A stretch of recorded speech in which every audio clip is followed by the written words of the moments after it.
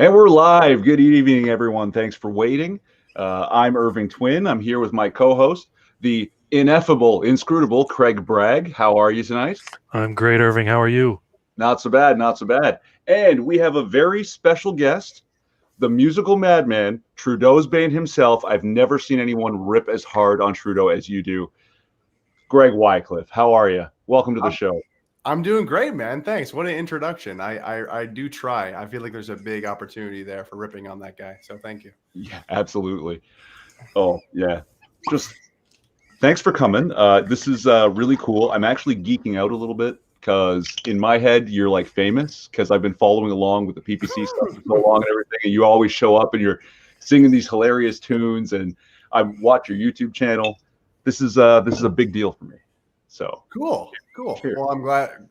I'm a fan of yours as well. I hope you gain more subscribers because you have good takes that are like measured and they make sense. And yeah, for the first hour.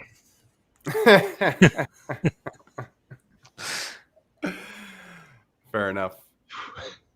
And can I ask how you guys like know each other? How you guys met? I'm just kind of like this. Yeah, YouTube basically. I saw cool. Irving stuff. He saw my stuff, and nice. Yeah, I've met a lot of great people through YouTube.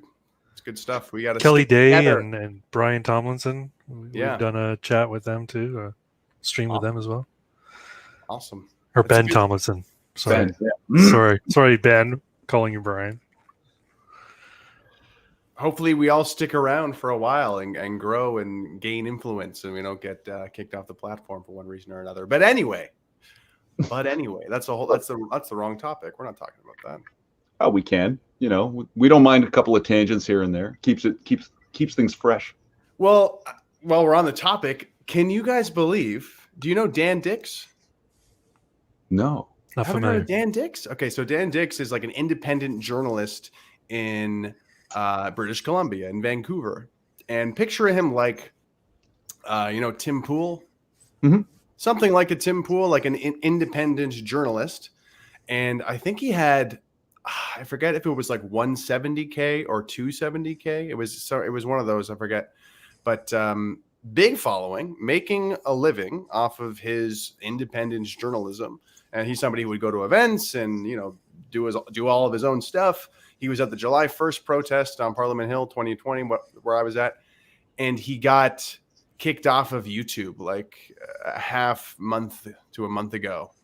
And I mean, I saw it on Twitter, and it was so strange because it's like, what did he get dinged with specifically? Like he's pretty much a Tim Pool. And I think the larger kind of more disturbing point to that is us Canadians really don't care, like there should be more of a backlash for something like that. But a lot like our corrupt politicians corrupting about, there's crickets. People are drinking their blue at the cottage and they're like, it doesn't affect me. So this is something you were mentioning in our DMs over the past couple of days, like the I think you called it the sleepy nature of Canadians when it comes to politics and what's happening. That like the meme is the Great Awakening. It's happening. It's now. It's like we missed it. We slept right through the alarm. Didn't get a single PPC seat, and now people don't know what went wrong. Right. Yeah. During the election, my hopes were super high for the election in 2019, and so was everybody in the party. And then election night, it was like, guys, we're living in a bubble online. Like we live in a little PPC bubble online. Like we're hyped. That being said, there are significant numbers that we put up online, and I think it actually speaks to the type of Canadian or type of Canadian and what media they consume, right? Like the person who is spending more time online to get their news and information and doing more research, they're probably going to actually know the truth about Maxime Bernier and the PPC. Whereas if you just watch TV or listen to the CBC, it's like, well, that's the racist Nazi party. And that's all I need to know. And to really like put it in perspective, there are people who like they don't have the internet yet. Like they're still on cable. Like that exists for sure. And I'm sure in Canada, like by larger numbers than you would think. But yeah, I mentioned on Twitter earlier, I think today, populism's a dirty word in Canada. First off, I don't think very many people know what it means, but they've been sold this idea that it's it's bad. It's couched in hatred and regressive ideas. So I don't think it'll ever take off as much as I wish it would. I'm worried that it won't.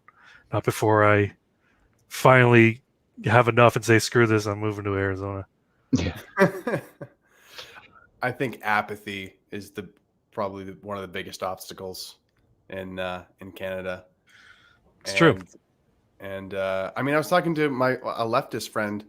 He's not like a leftist. He's an enlightened centrist, or I don't know what you want to call it, but we can go with that. Yeah, and he was like, "Oh, did you see Joe Biden's speech at the DNC? Did you see Joe Biden's speech?" Because I recently told him, "Oh yeah, I mean, I don't think Tucker Carlson's that bad. Sometimes I like his," and he was, "What? You like some of the things that Tucker Carlson says?" Oh. And then like every day since then, I wake up to like a WhatsApp message of like, "Well, I am a good person, and there's not good people." Anyway, sorry, breathe. No, it's okay. Yeah, we all have those unfortunate experiences.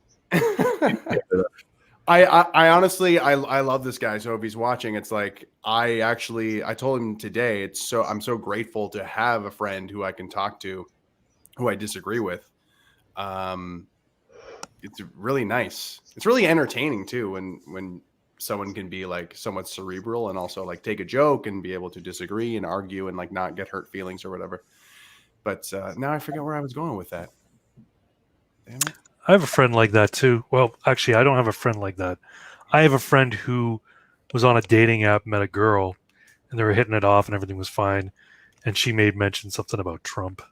Mm-hmm. And all he said was, yeah, I'm not going to hate the guy just because, the media tells me to hate him. And she lost it. She's like, I can't believe you don't hate him.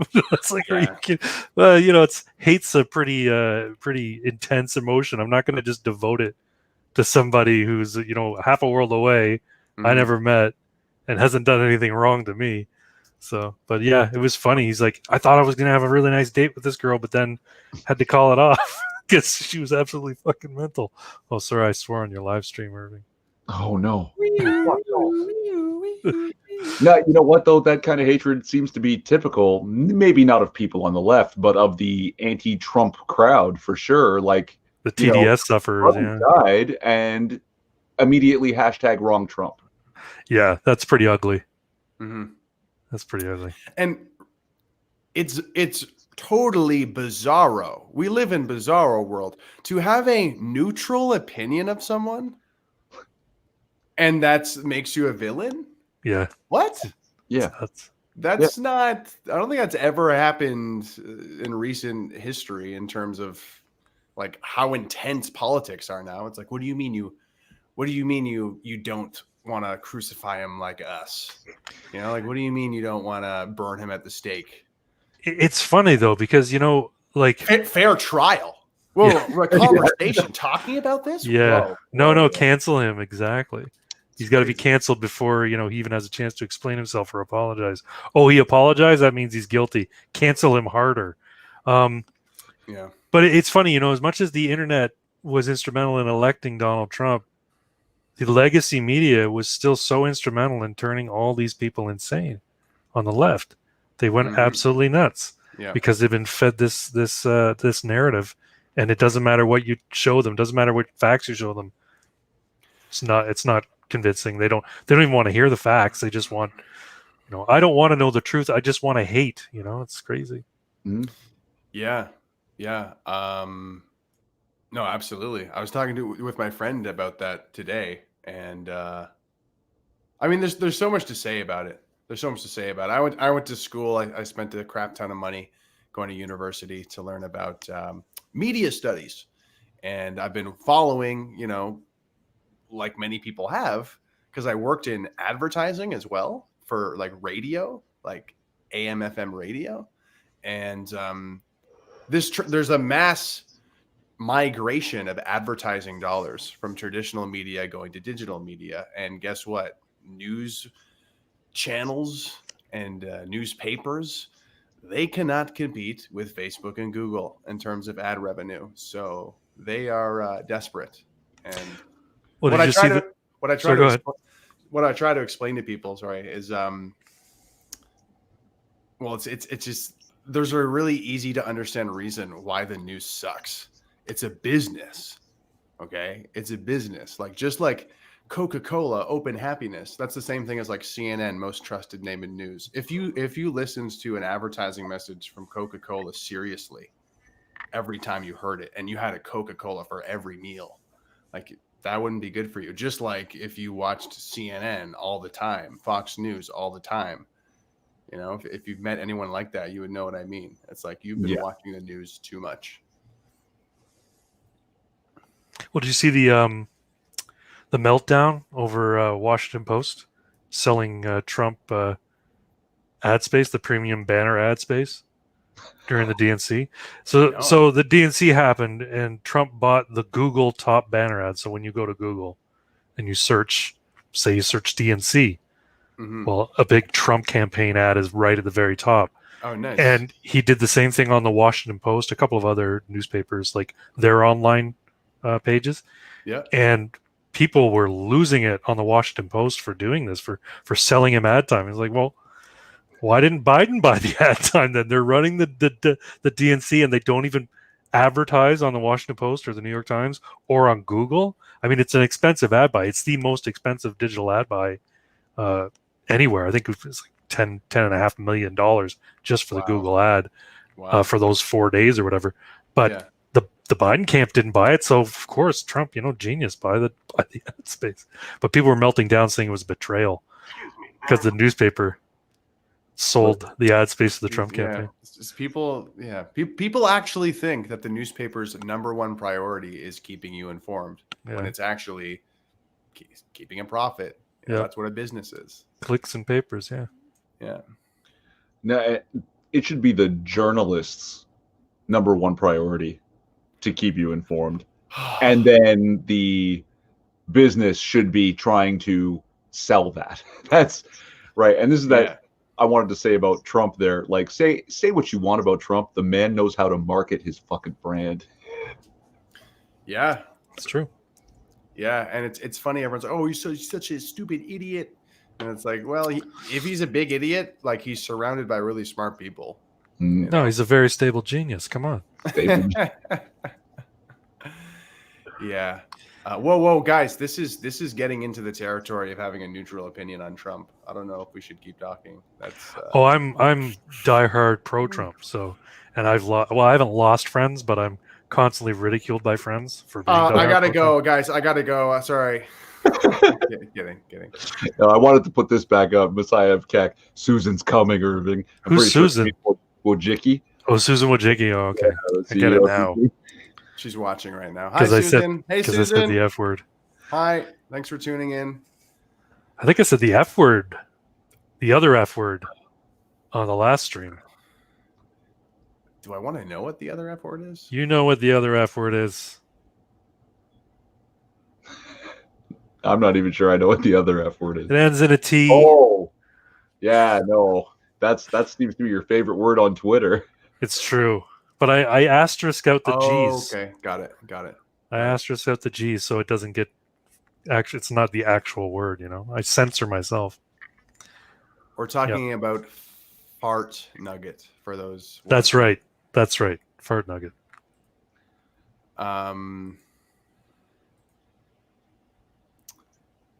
What's some of the comments saying? Not you yet. Guys, no. Not you guys drunk again. Working on it.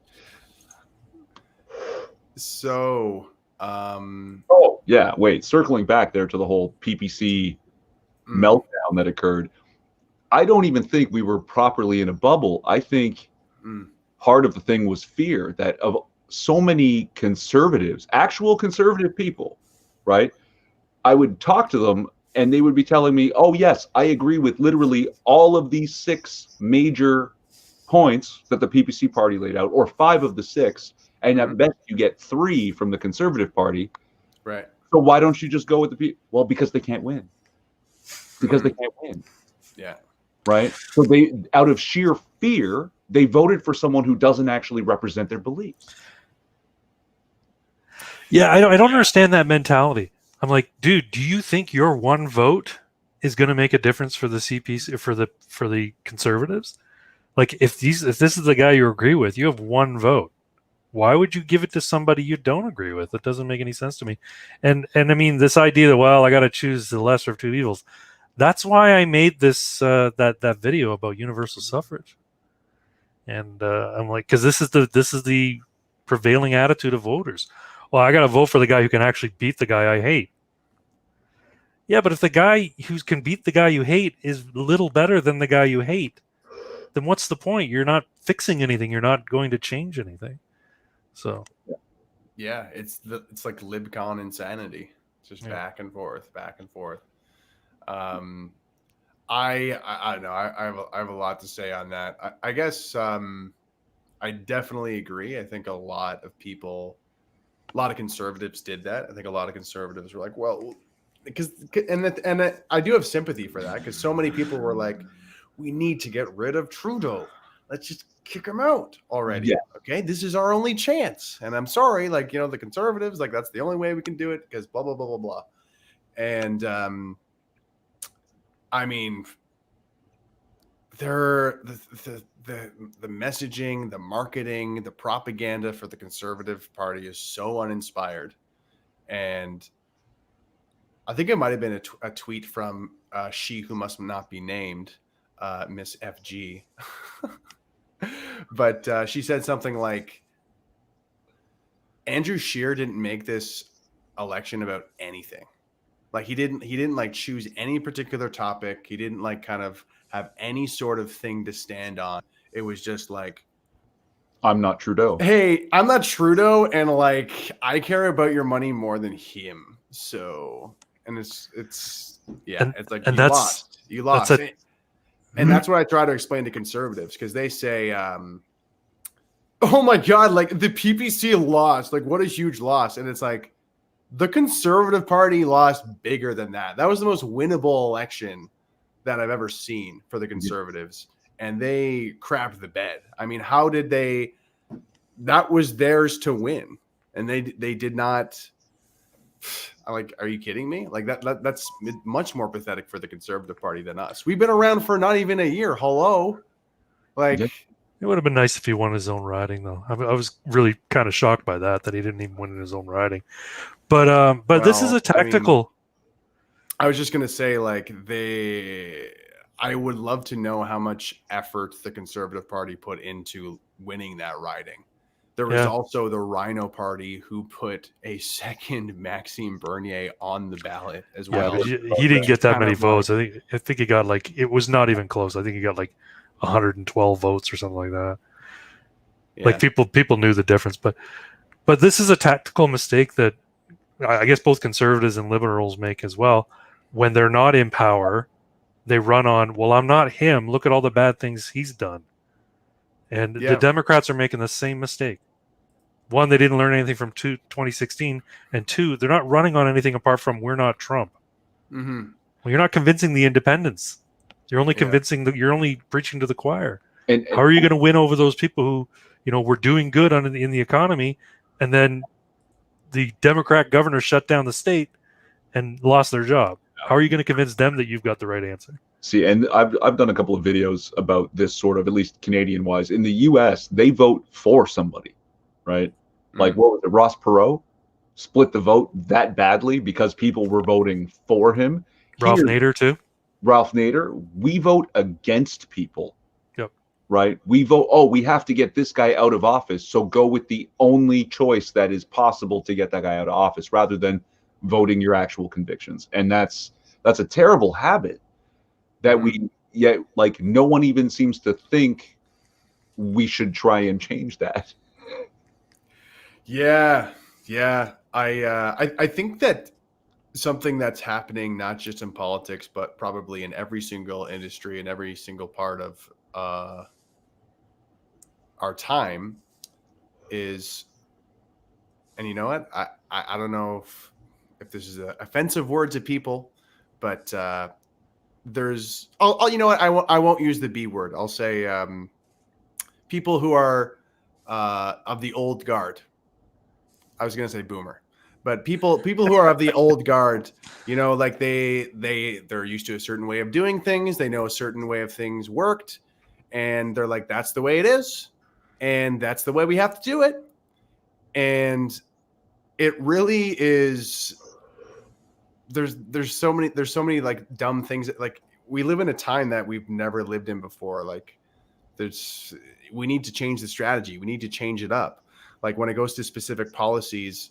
The PPC has specific policies that are like trying to dismantle old policies that are like from the 70s or even before that, like equalization, where it's like, this is dated. This doesn't make any sense. We need to change this. This is old. We need to change this. And I think that applies to a lot of different things in our society, but specifically, I think to like the way people vote and to the way people campaign, I think that absolutely applies. It comes down to, what's the problem? Sorry, but it comes down to some baby boomer who's like, well, we're doing it this way because this is the way it's always worked. That's never happened before. That's not going to happen. And it's like, well, Donald Trump got elected. You know, did you expect that to happen? Like, you know, just because it hasn't happened before doesn't mean it still can't happen. You know, I knew he was going to win after the first Republican debate. After the first Republican debate, I'm like, he's going to win the election. And everyone's like, no. I'm like, he's going to win the election. I wish I would have tweeted about it, because my logic was, if you look at history in America, the person who has been on television the most always wins.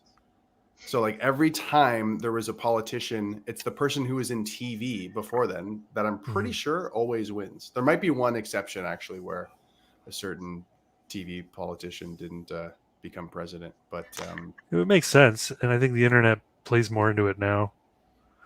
I think but I mean, even still, they're giving him free press every time they talk about him. Yeah. You know, I would, for how Trump got elected, I would highly recommend a Netflix movie called Cuties. Just kidding. There's a Netflix documentary. Yeah, I had to. Oh shit. Yeah, let's not talk about that. I just ate. There's this Netflix documentary called Get Me Roger Stone. Yeah, I want to see that. Yeah, I haven't seen it. It's worth a watch. It's really it was actually really an eye opener for me in terms of like to give you context. A year ago, when I was deciding to run as a candidate for the PPC, I would say I was more of a libertarian, and I'm like, you know what? We need to have honest conversation, guys.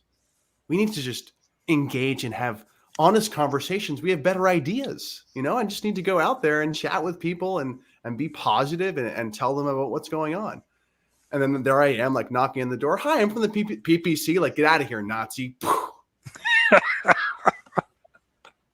But I just want to talk about the policies. No, rah, fascist. Like my grandfather fought against real Nazis. Yeah, get out of here, rah. And it's like, well, it seems like people don't really want to have a conversation. Yeah. And now I'm kind of the mindset that I don't want to say something like propaganda is good, but there is a difference between somebody who is, this is it. There's a difference between people who are politically engaged, and they're a minority, and everybody else, and like the rest of like the masses. They are not politically engaged. They are reading maybe one half of a headline and then voting. And I realized that politics and campaigning, it's not like a popularity contest. It's not like a marketing war. It is a popularity contest, and it is a marketing war, period. That's it. No policies. No one cares about the policies. Are you kidding me? Yeah. And that's why universal suffrage is a bad idea. I had that tacked on as the end. Stop trying to segue into that. but speaking, sorry, to speak back to the Roger Stone documentary, this is somebody it kind of follows this guy Roger Stone a bit on his history, a bit on how he got Trump elected, and you kind of pick up on the vibe of him fully understanding that, and Roger Stone helping the campaign in terms of understanding what the non-sophisticates, he calls them, or like everyday people, how to reach those people, and how gossip works, how human nature works, and how that's all that matters. You know, so he's the high priest of meme magic. Exactly. There's I thought that was an aspect of that. I thought there was Big Man Tyrone. Big Man Tyrone. I haven't seen him around in a while. Yeah, he hasn't made very many videos. Do I need to Google that? Yeah, you should. This isn't like Big Ben or anything, is it? No. But instead of propaganda is good, meme magic is real. That's yeah. Yeah. That's a better optical way to say it. Yeah. And like, I haven't lost all hope for Canada along these lines. I think we jumped the gun. Maxime Bernier, the PPC, jumped the gun. We tend to be 10 to 20 years behind the U.S. culturally. As they shift, we shift, but way behind. And it was 10 to 20? Yeah, this was really only 4 or 5 years in this hard political shift from 8 years of Barack Obama to, you know what? Let's just put Donald Trump in office, right? And we are not there. We're not there. I think we're definitely behind. I think you're. I hope it's not 20 years. I hope it's not that far behind. Things. I don't have the specifics on that. I can't just pull it out of my ass right now. But yeah, I've heard a lot about this, that we shift with them, but way behind. You're not taking into account the failure of our own leadership, though. I mean, I think Trudeau really stepped in it this time. So I hope so. I think the whole reason you're talking about prorogue, there's a theory going around, the reason he prorogued is so there couldn't be a no confidence vote. And right.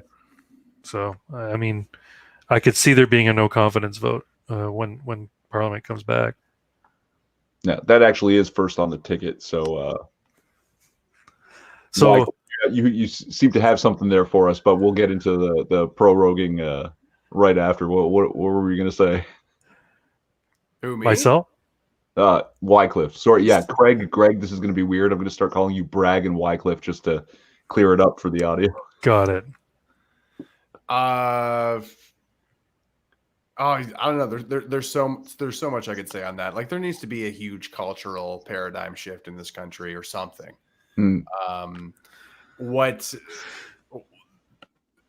Until a conservative politician or conservative party of some kind stands up to the CBC and mainstream media and says, not saying, you know,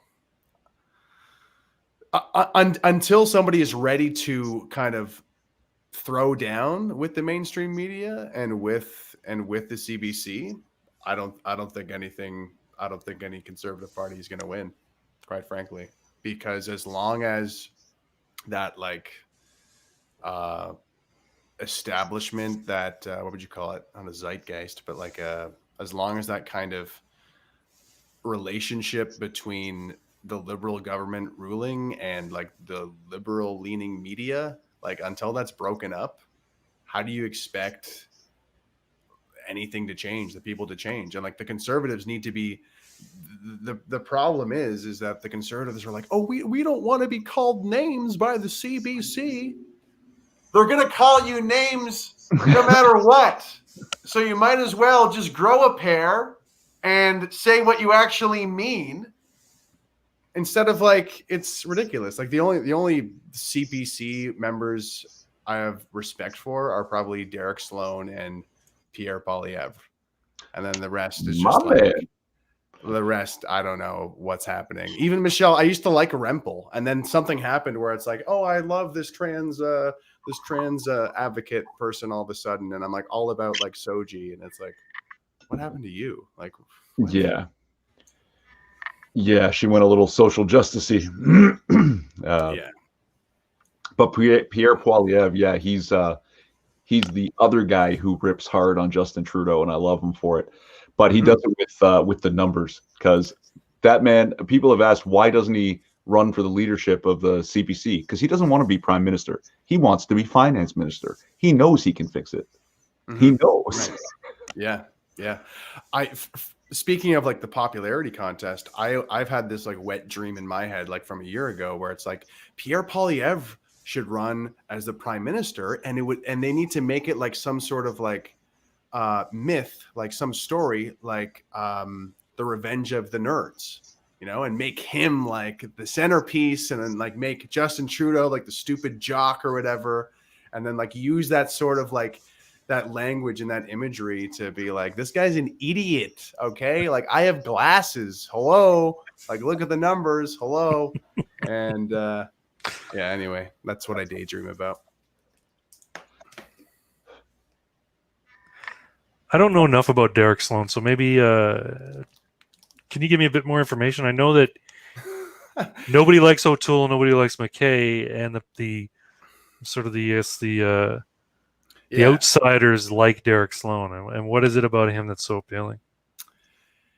It's the exact. So to explain Derek Sloan, we just need to explain exactly what Maxime Bernier did like a year or 2 years ago when he left. He was like, this party kowtows to globalists. This party kowtows to lobbyists. That's not good for the Canadian people. That's not what we need. So I don't like foreign interests. I don't want to be sending all this foreign aid over. I don't want to be doing this. I don't want to be doing that. And that's basically all the things that Maxime Bernier was talking about: lowering immigration. I'm trying to think of what else, but if you look at Sloan and what he's come up with, it's very congruent. It's very similar to the PPC platform. And he's been tweeting up a storm. He's been like really, really strong rhetoric, really good stuff. So yeah, but I mean, it reminds me of, to kind of summarize what Maxime Bernier said at the beginning of the One Federal debate, which is like, the rest of my opponents are globalists. I am not a globalist. Okay. I'm a nationalist, or whatever he said. But that's the main difference. And I would say Sloan is pretty well there in terms of like, oh yeah, I'm not doing the Paris Accord. I'm not, what's the thing called? The Paris thing? Yeah, the Paris Climate Accord, yeah. Yeah, he's Sloan's not a big fan of the United Nations. I don't know why anybody is. But anyway. Well, I you know what? I don't think he's going to win the leadership. I think it's done now, right? All the voting campaigning's done. Do we have the results in yet? Yeah, he's definitely not going to win. That would be it. So maybe he'll do what Max did and say, you know what, screw it, I'm leaving this party. I'm going to go form my own, and he'll join up with the PPC. Just knocked on wood there. You never know. You never know. Because he's young, he's got kids, and like he's got that fire, and that's what we need, man. We need masculinity. We need leaders. We need people with ball sacks and backbones, and who aren't afraid to have some skinny, frail person with purple hair call them racist. Oh my God. Oh my God. Oh yeah. It's and I really feel that, speaking to like the problems in our country, as long as people have so much faith in our mainstream media and like the popular kind of dominating CBC and everything, like I don't see how anything can change. With that needs to be shaken. That confidence needs to be shaken. And that's why it's so upsetting to see somebody like Dan Dix get kicked off of YouTube, because there's such a, sorry for the graphic language, but there's such a gaping hole here in Canada in terms of alternative media. It's sprouting up here and there, and like, we're part of one right now. Hi. But there definitely needs to be more of it. And what's so frustrating furthermore is there is alternative media that's more popular, and it's like enlightened centrists. It's like these, I don't know if you've probably heard of Canada Land. You've probably heard of, I don't know if you've seen the stuff that Ed the Sock is doing now. As far as I'm concerned, Ed the Sock is a fucking leftist, and he can go. Yeah. get a Yeah. foot shoved up them. Like, It's so disappointing to me because I remember being a teenager and seeing Ed the Sock late at night, big titted girls, like this like late night show. It was very out there, and it was like, man, this is cool. This is like okay. Like, and now he's like, I love Justin Trudeau. Oh my, and like defending him no matter what happens, like during the Wii scandal. And it's like, I'm not a conspiracy theorist, but the fact that you're defending this politician who happens to like, I don't know, it just seems a little suspicious to me that this figure would happen to be like blindly defending somebody who's caught amidst all this stuff. And I feel like I'm taking crazy pills. well, I'm glad you brought up that Wii scandal because the three of us didn't really do our research on this, but here we go. We're going to dive into the prorogation of the nation. That seems to be centered around the Wii scandal, that the Wii charity organization paid Trudeau's family something like $500,000 or more over a period of a few years. And then without any sort of bidding or even debate, the Trudeau government was ready to give $900 million, almost $1 billion, Yeah. to the Wii charity to run these supposedly volunteer programs where they would then pay the volunteers, which is not volunteer. I don't know what the fuck that's about. And so people caught on. And did you see any of the hearing where they brought the Kielburgers in to answer questions, and how fucking smug and like just the way they were behaving, the fact that they weren't held in contempt of the committee, I find that amazing. Just so anyway, sorry, I'm trying to lay the groundwork and I'm taking too long here. No, it's good. That's good. It's a good summary. The other key point there, I think, is that it wasn't even going to the charity, if I'm not mistaken. It was actually going to an associated like holding company that actually needed to pay off like real estate or something like this. That's right. Yeah. Which Yeah, is they like have like 43 or $45 million worth of real estate owned by the charity or the parent company that owns the charity. They basically have a bunch of shells over this thing, separating themselves from it, and they're not board members of the charity. They're just called founders, which means that they're not bound by the same rules. That's that's exactly how I feel about this. So when they take money out, it's not like some sort of conflict, apparently. We should be pissed. Like Canadians everywhere should be so livid at something like this. Because people go off, people sprout off. Oh, corrupt politicians fill their pockets with taxpayer money, I tell you. And people are like I think we would know about that. I think I would care about that if that was happening. Okay, and like I think now they do know about it. Well, They've just become so used to it they don't fucking care. Well, I think They're like, that's what politicians do. I think in the What past, are you gonna do? I think in the past 4 years, it's gotten much worse. But you're absolutely right, Craig, because that's exactly because I have a lot of enlightened centrists as friends and family, and I always like to pick their brains. And that's the one. That's the. Oh, well, all politicians are corrupt. What? Jeez. Yeah, I have friends who are like, yeah, they're well aware that politicians are corrupt. It's just a fact of life. And then I have other friends who are like, government would never do that. You really think that's why the government's making everybody wear masks? You're a conspiracy theorist. Like, no, I'm a conspiracy analyst. The one. What's the one quote that seems to be more and more relevant every day? It's easier to trick somebody than to convince someone that you've been tricked. Yeah, it's true. Absolutely, it's true.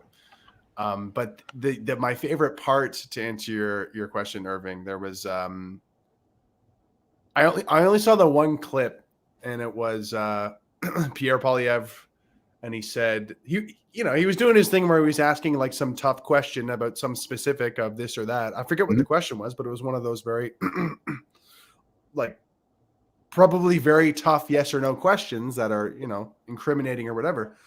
And then the one Kielburger was like, we've been here for 4 hours and now you're threatening us. You've been here for 4 hours and now you're threatening us. Was this also the one where they repeatedly said, we've already tweeted about that? It's the one when their faces are blown out. Like the lighting is like completely blown out and they're both at the table, the two Kielburgers. There's that one. I don't know if that's the same clip. But I would like to see that part. I don't remember. We actually already tweeted about that. We talked about this already. Actually, and you're right. Their smug demeanor was so like, well, we're just. I mean, it's only $900 million, Mr. MP. We're a charity. Don't you know we're a charity and that we've never done anything wrong? And we're friends with the prime minister. Can't do anything to us. Actually, but that's really funny because Trudeau's had to do this thing where it's like, oh, like what's the charity called again? Like, do I know these people? Oh, was I involved in that decision? Oh, that's another thing that's pissed me off though. The one with Pierre Poilievre, where this our prime minister acts like the crappy brown nosing kid in grade 6 who's like, well, actually, like that's the rules actually, and da da da da da. I'm like, well, actually, like you actually can't get me in trouble for that. And it's like, man, you're a crook. It's so funny. I just laugh now. I just laugh at it now when I see these like MPs like doing their thing, saying their little like, oh, well, I'm the infrastructure minister of like family and inclusion and tennis courts. And it's like, wow, that's a really weird minister name. But and then they're just saying their spiel. And I'm just like, this just looks like The Sopranos. Like these guys are crooks. Like this is actually what it looks like to me now. And it's just so funny that they're like just feeding their crap and people are just eating it all up. They're just eating it up.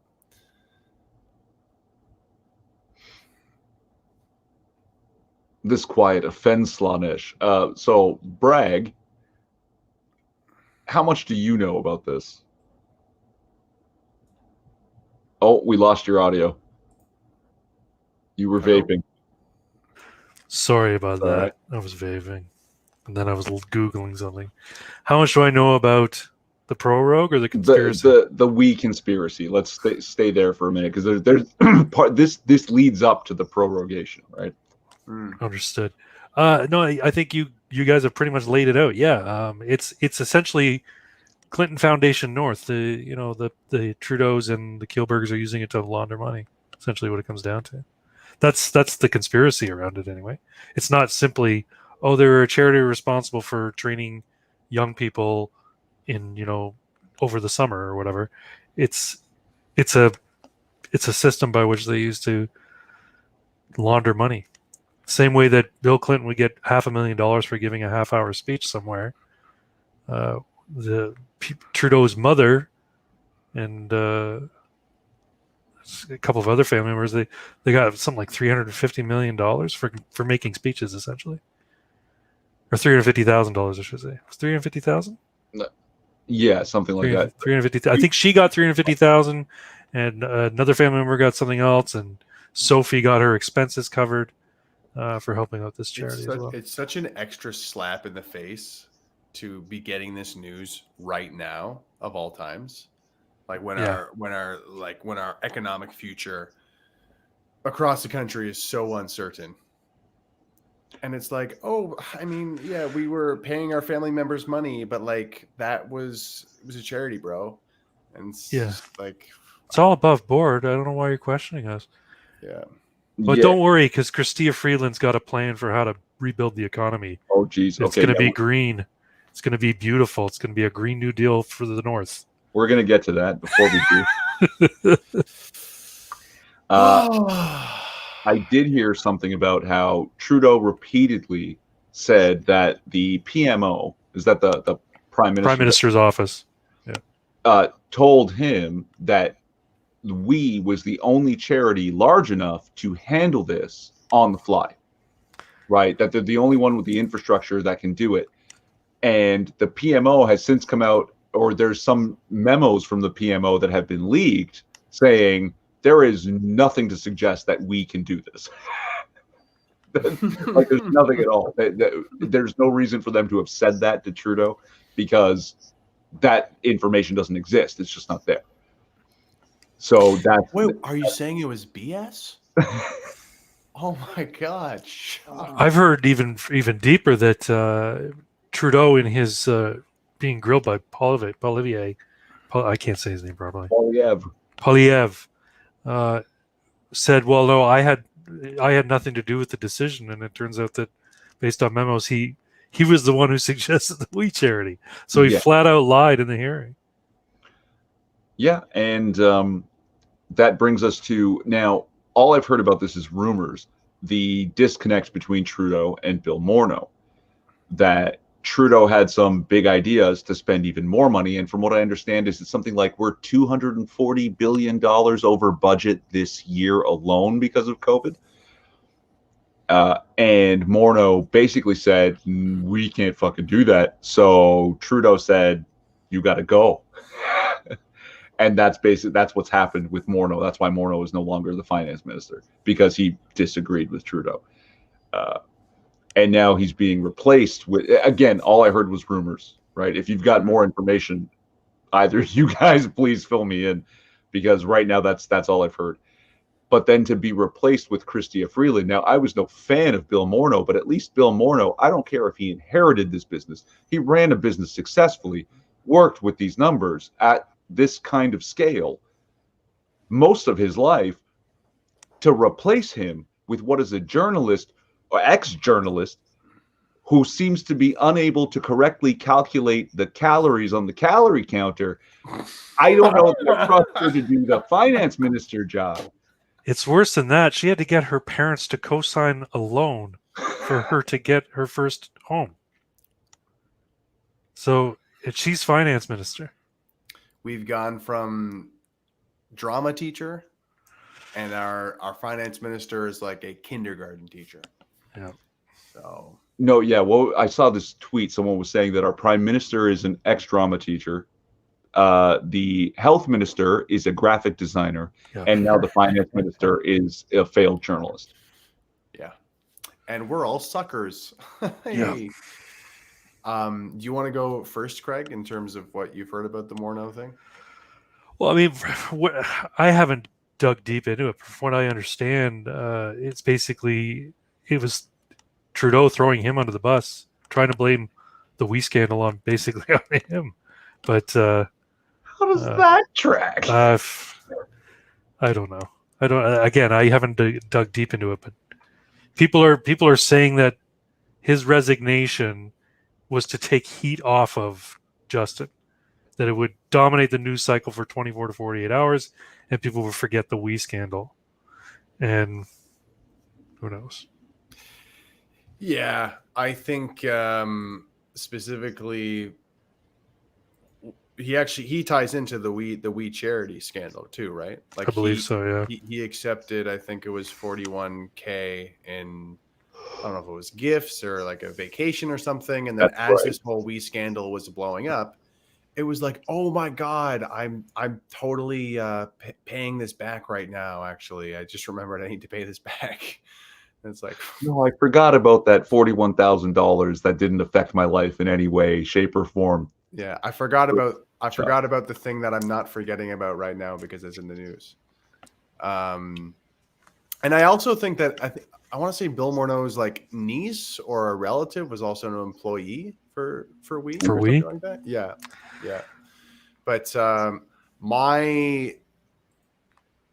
let's just compare it to the SNC Lavalin thing. I feel it's and this is the sad reality, folks. You know, like having gone through an election cycle, by the end of it, I was like, you know what?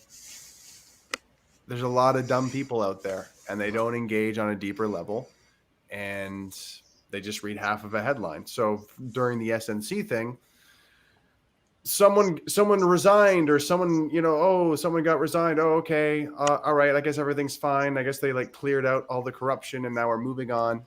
And now it's just happening again. So it's like, he he got rid of Bill Morneau, so everything's fine, you know. And I hate to put it in like such a brain dead sort of framework, but I think that's kind of the purpose of it. It's kind of to just make it seem like we're cleaning house, and then going right back to the smoky back room to cut the next fat deal, to buy the next French villa, as a matter of speaking.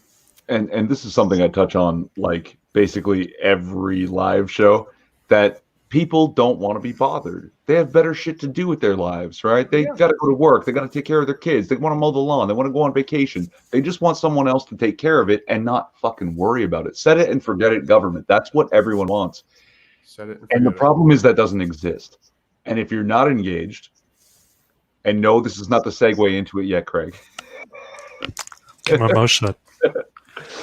That they will take advantage of you. People will, right? It's in their nature. Well, was it Ralph Nader said back when he was running back in the day? He said, to young people, get turned on to politics, or politics will turn on you. And it's true. Interesting. Like if you're not going to be engaged, be prepared to be run roughshod over. You know, it's you're just, they'll walk all over you, and then you just get cynical about it, and you won't. You're just like, that's life. So Bragg, say your thing you say every episode. What do I say every episode? Hydra One? No. Oh shit! Now I forgot it. No, yeah, about the cliched and hackneyed but true. Yeah, well, it is. Yeah, it's a trope, right? But where'd he go? Now I've left on my own with you, Greg. Cliched and hackneyed but true. Yeah, well, I mean, I'm often using like these turns of phrases that they're basically cliches, but the reason they're cliches is because they're true. So like that Ralph Nader quote, get turned on to politics, or politics will turn on you. What's another one I use? Freedom's messy, but it's worth it. And the one that when seconds count, the cops are minutes away. These old tropes, these phrases. I don't know what he was referring to when he said, Craig, what's that thing you say all the time? Because I say lots of shit all the time. There was one that reminds me of another quote, which is essentially the same thing or sort of similar. I think it was Lauren Chen who said it, which was, it might have been somebody else. You may not care about politics, but politics cares about you. Yeah, it's true. So pretty well the same thing. But yeah, people can't be bothered. I mean, it's I feel like we live in a time right now, though, where something's got to give, like we are living in a time in history that's never happened before. We've never had this many people on planet Earth. We've never had this many factories making Coca-Cola and all this, insanity going on. So yeah, something's got to give here. Things are heating up. People are going crazy. The news is getting crazier. People are consuming like more toxic news than ever.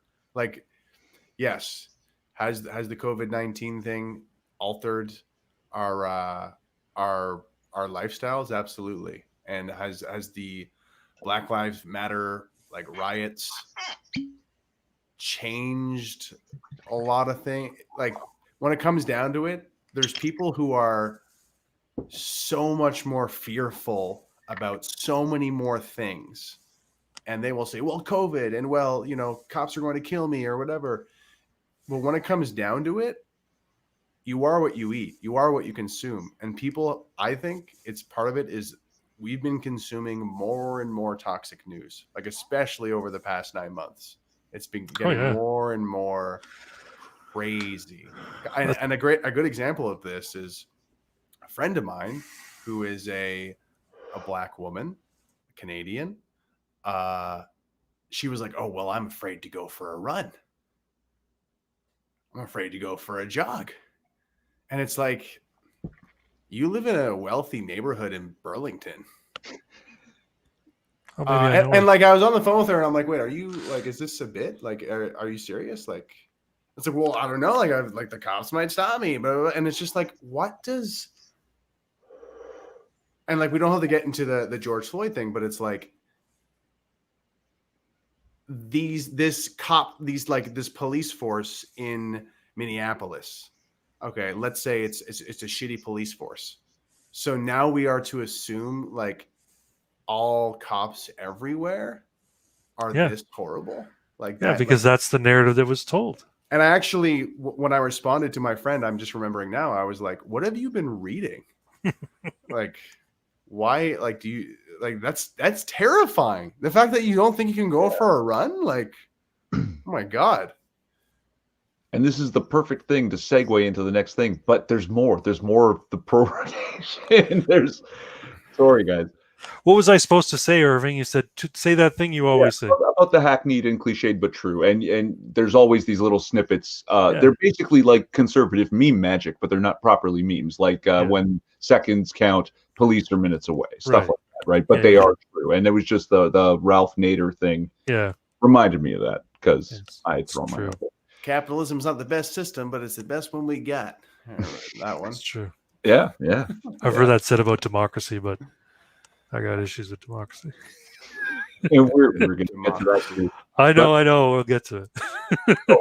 let me take there.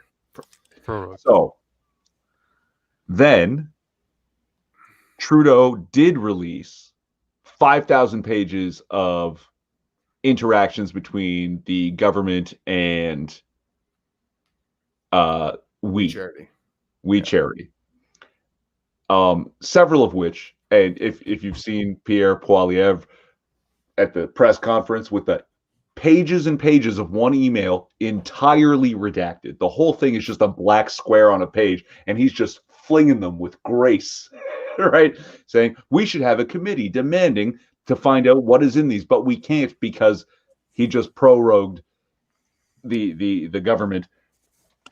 And I have a hair's worth of faith. One CBC journalist, quote unquote, said, "Oh yeah, everything in these pages just confirms what we already knew, that everything was, above board and ready to go." But so many other smaller journalists of also, subsidized networks were reading some of those pages and tweeting all this shit about, "Oh, he's done." Like that was basically the mood for every one of those tweets is he's done. But the hope was that you drop 5,000 pages at once, close government, and run away. No one's going to read it. But apparently enough people are reading it that there is the cracks in the subsidized government monopoly of news that they are starting to actually take it more seriously. Not like the what's her name, Rosemary Bartons, and I can't remember the asshole who actually tweeted, "Oh, everything is great."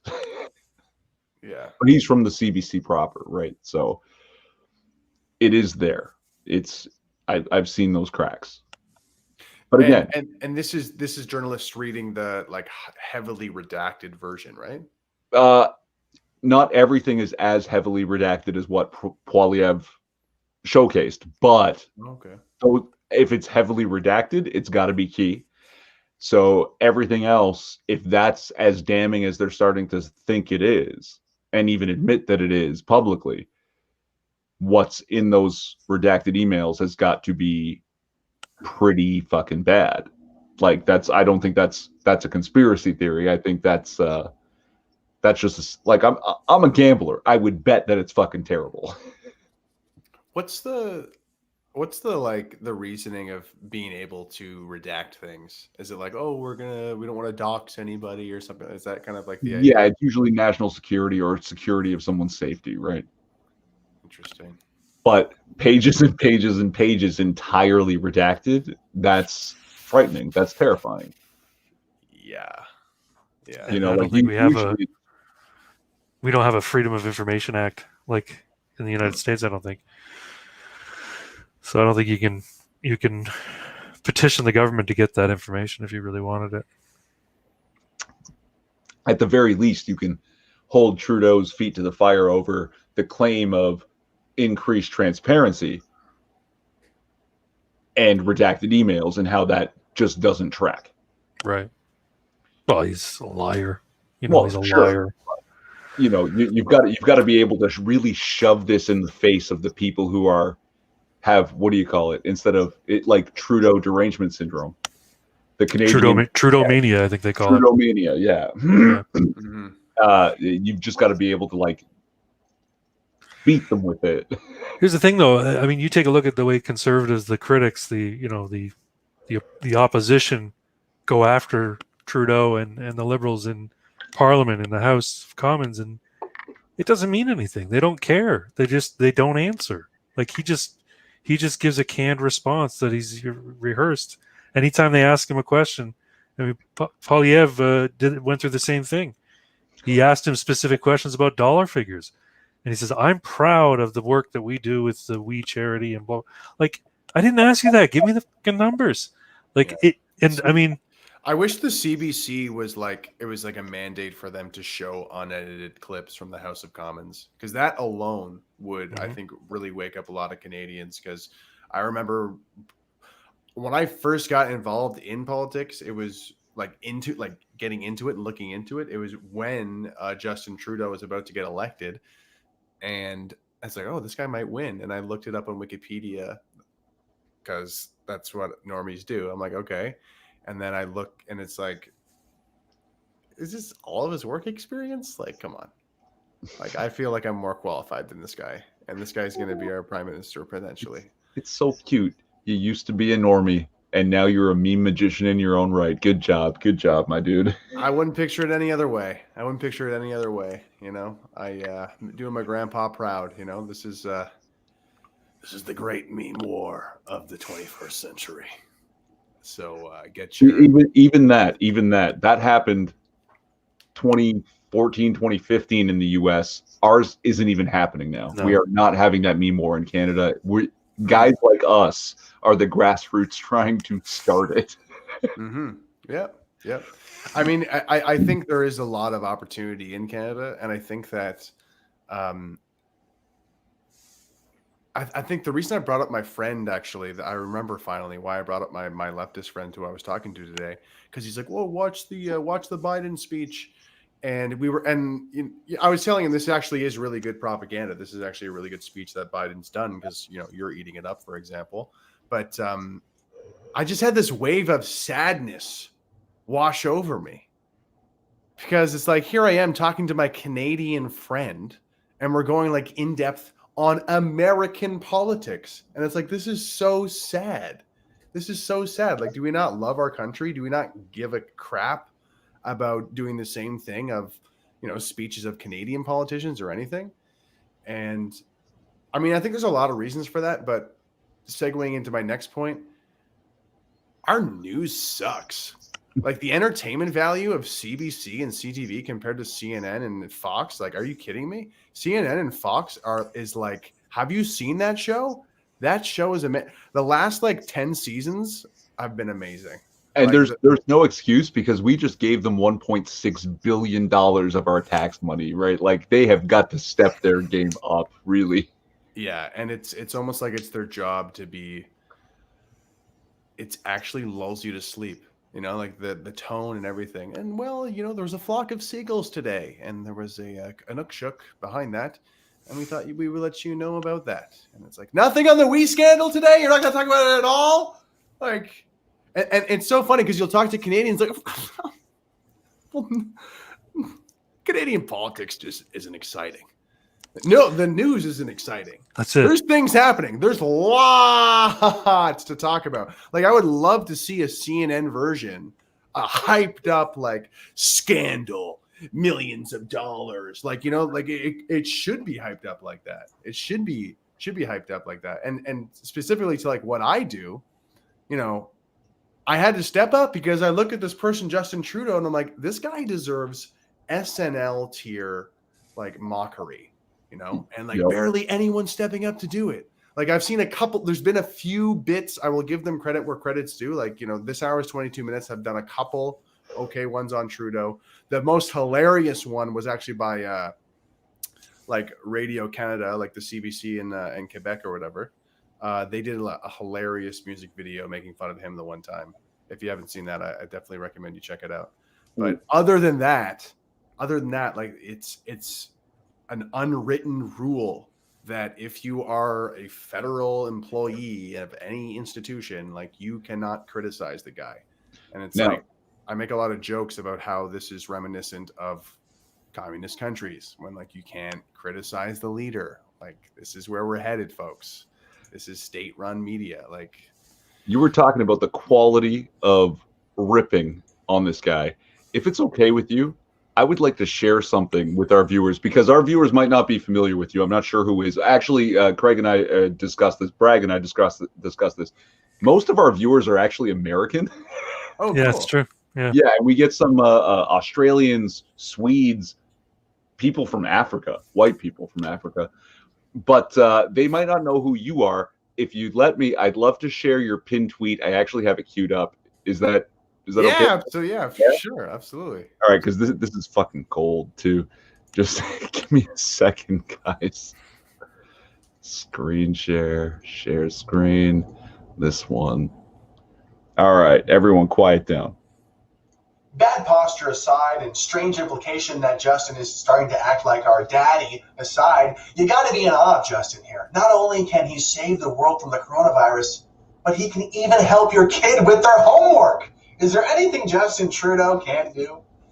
Well, he can't balance the budget. He can't keep his promise about electoral reform. He can't make a profit from legalizing weed. He can't build a pipeline to save our oil and gas industry. He can't even remember how many times he wore blackface. He can't stand up to China or Canadian lives that have been killed or imprisoned. He can't be transparent. He can't explain himself. He can't answer questions. When it comes to representing Canada on the world stage, he can't get any respect. He can't keep women in power positions if they disagree with him. He can't stop rubbing shoulders with human rights abusers. He can't stop campaigning for a Security Council seat at the UN, and he just can't stop himself from driving this once great country into the ground. But your kid's math homework, oh, he's all over it. And I know.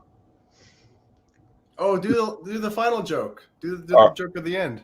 That's my favorite joke. Who have been pumped with propaganda will say, Greg, he's doing his best. He's doing his best. This is a phrase you might direct at somebody like Forrest Gump.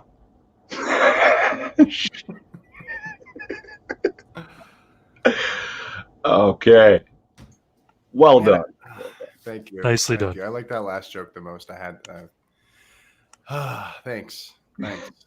It's very cathartic making that stuff. I gotta say. Like feels good. Like I said, no one rips on him harder than you, and you've got a fine kind of flair to you, sir. Cheers. Thank you. You're like a Canadian Mark Dice. Is that a compliment? I love Mark Dice. He's hilarious. I am writing the next episode of Canada Now, which was like that news segment. So it should be good. Nice. Should be good. Can't wait. Oh God, got to say hello to some of the people that I've been missing in the chat here. DB Seriously, Next 6 Minutes, Tibby Canoe, my dude, and Delta Mail. Memes of Destruction. Thanks for coming, guys. I tried to put most people's comments up in the up on the banner there when I could, but yeah, just got to say hello and thanks. Thanks for coming, guys.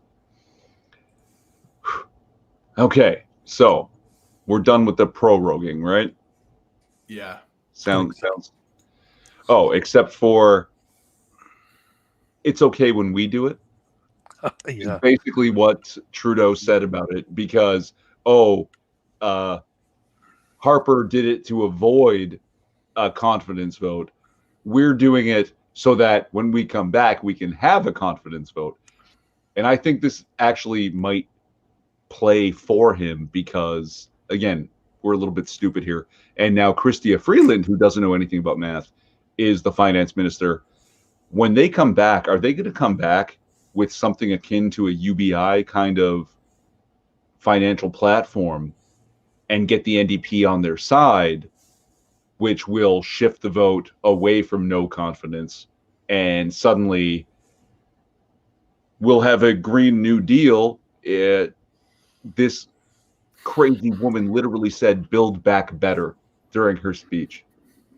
She used the Biden quote?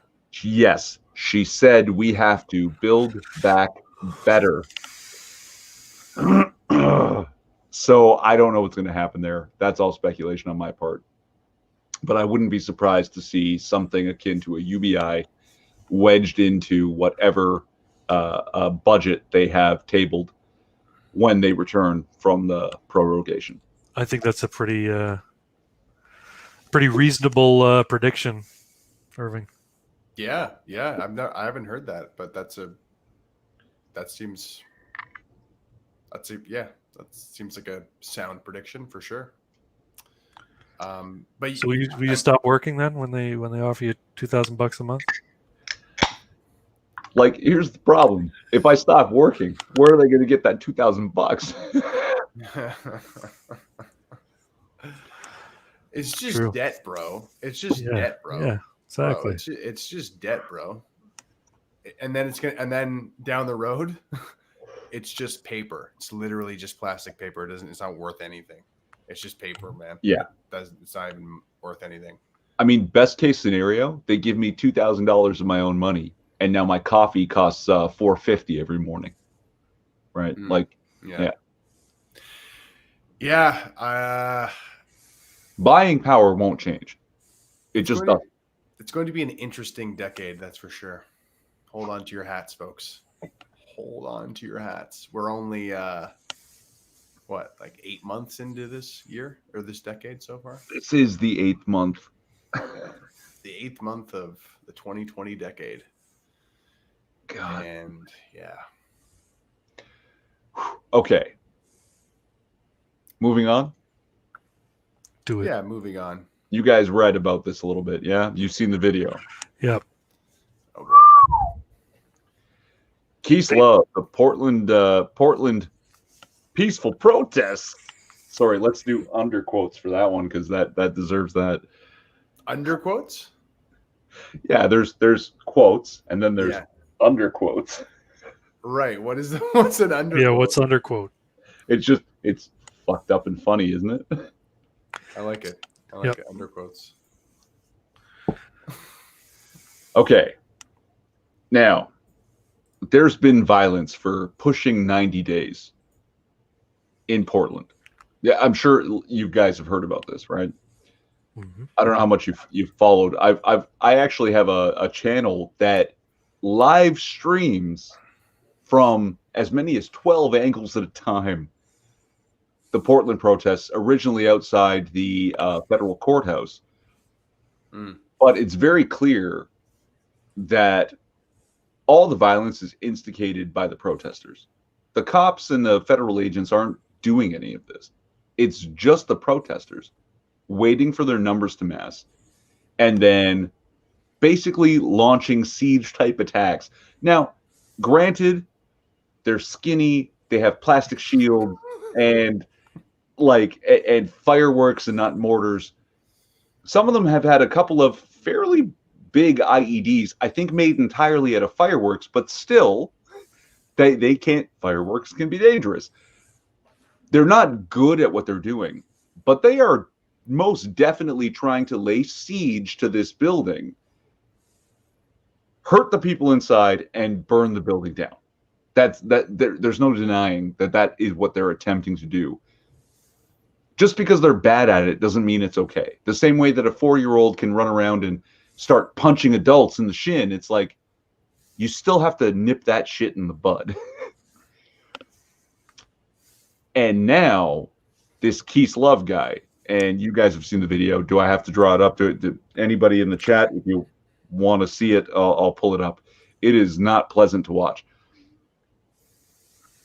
The man runs full speed, winds up and swing kicks like he's trying to pop the soccer ball as far as he can go at a seated man from behind and hits him in the face, cracking his head into the asphalt. He'd already been beat up too. Yeah, I was going to say, he's already been beat up. He beat up. I mean, okay. No, they dragged him out of his truck and beat the crap out of him and robbed him. They robbed him. They hit him a few times. I don't know if that's beat the crap out of. Sorry, I come from a karate background. beat the crap out of.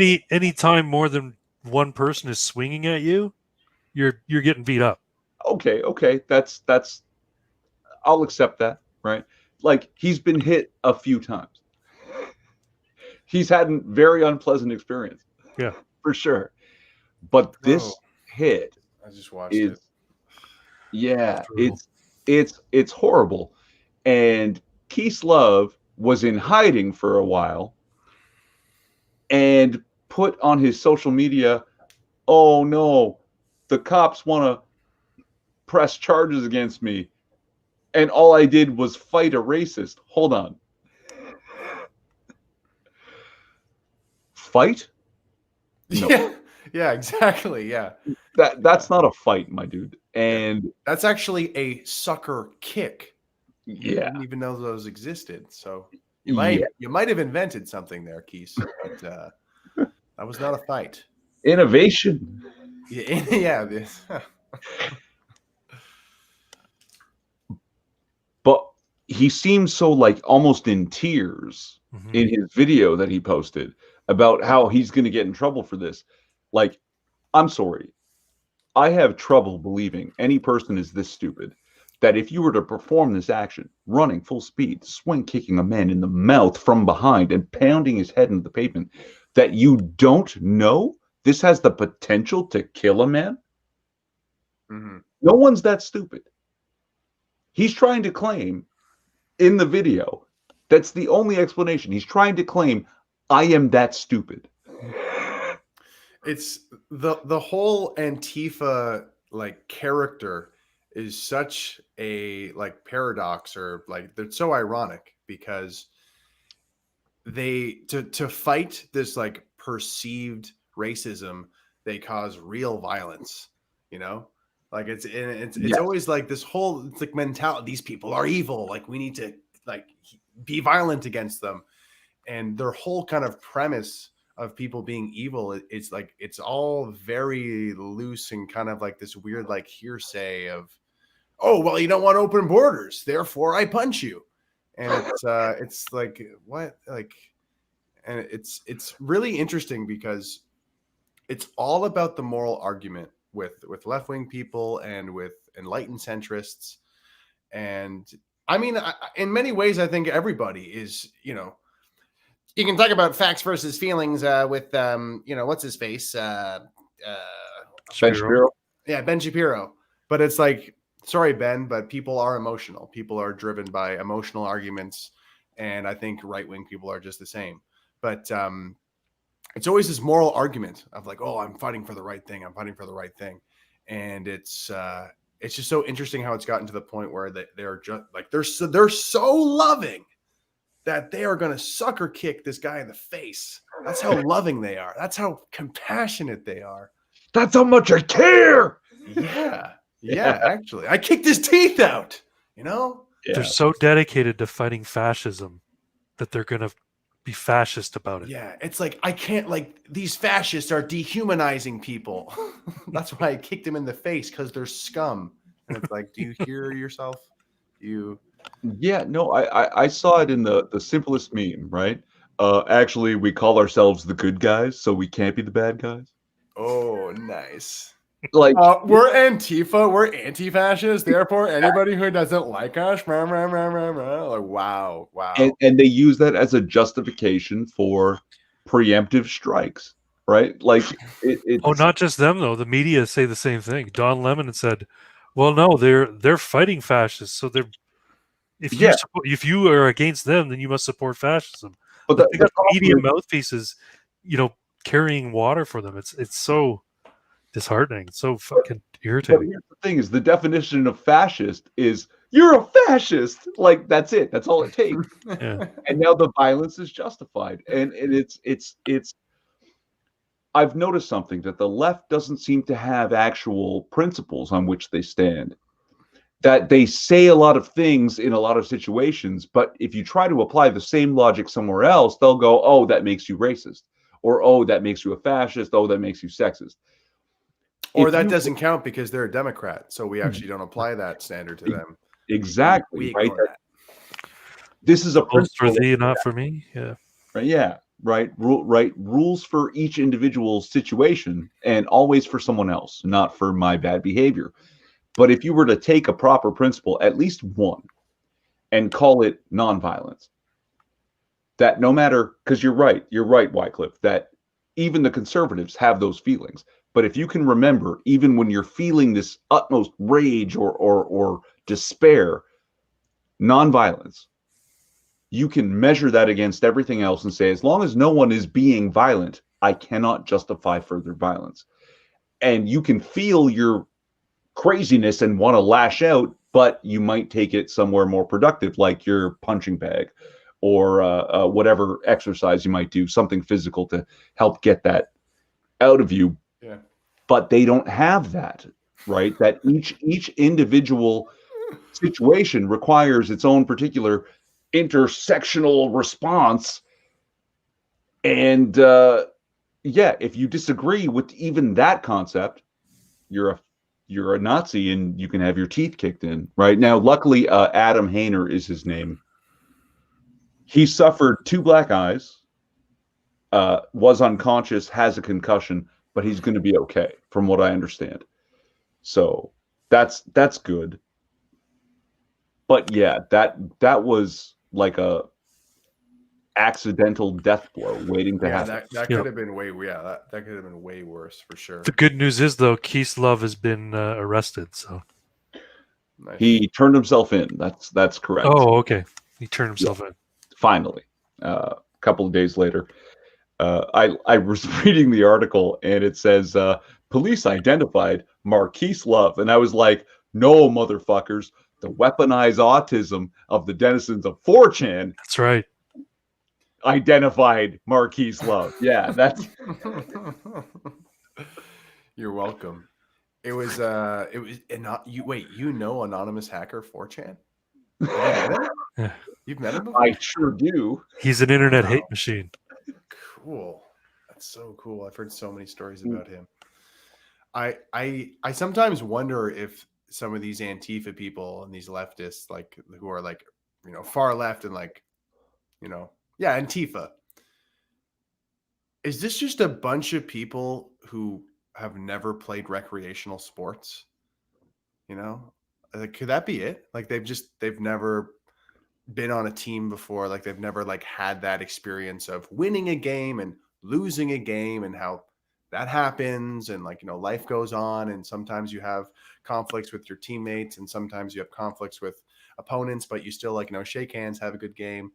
Like sometimes I wonder if a commonality with all of these like commies is that you just never played recreational sports. No, they've all were first taken out in dodgeball. That's why they're the way they are. I like that origin story much more. I think it's worse, guys. I think it's much worse. I think Wycliffe, how old are you? 30. Little younger than me. 31. My parents had no qualms about smacking me when I was in the wrong, when I was belligerent or insolent, right? Forget actually doing some kind of harm. Just, oh, what's that? You got a smart mouth? I don't have a response because I'm tired. I take care of you. Smack. Right? I swear to God, these people have never felt pain. They don't know that there is actual consequences to their actions. They stand in front of moving vehicles and threaten the vehicle with no weapon, with nothing. They're just like, I'll do things to you. No, you won't. You'll get run down by a car. Like, what, are you retarded? They've never been hurt. And they don't know what it is to experience real damage, right? That, like, that chick suffered PTSD from being called Smellody instead of Melody online, right? And oh no, she can't shut up about it. They have no real hardship. They have no experience coping with anything. And then they go out and try to unleash. And that's why all these skinny guys are incapable of doing anything on their own. It takes 200 people to fight, 15 cops, and they fail. But yeah, they don't understand the concept of I put my body in the way, my body might actually be harmed.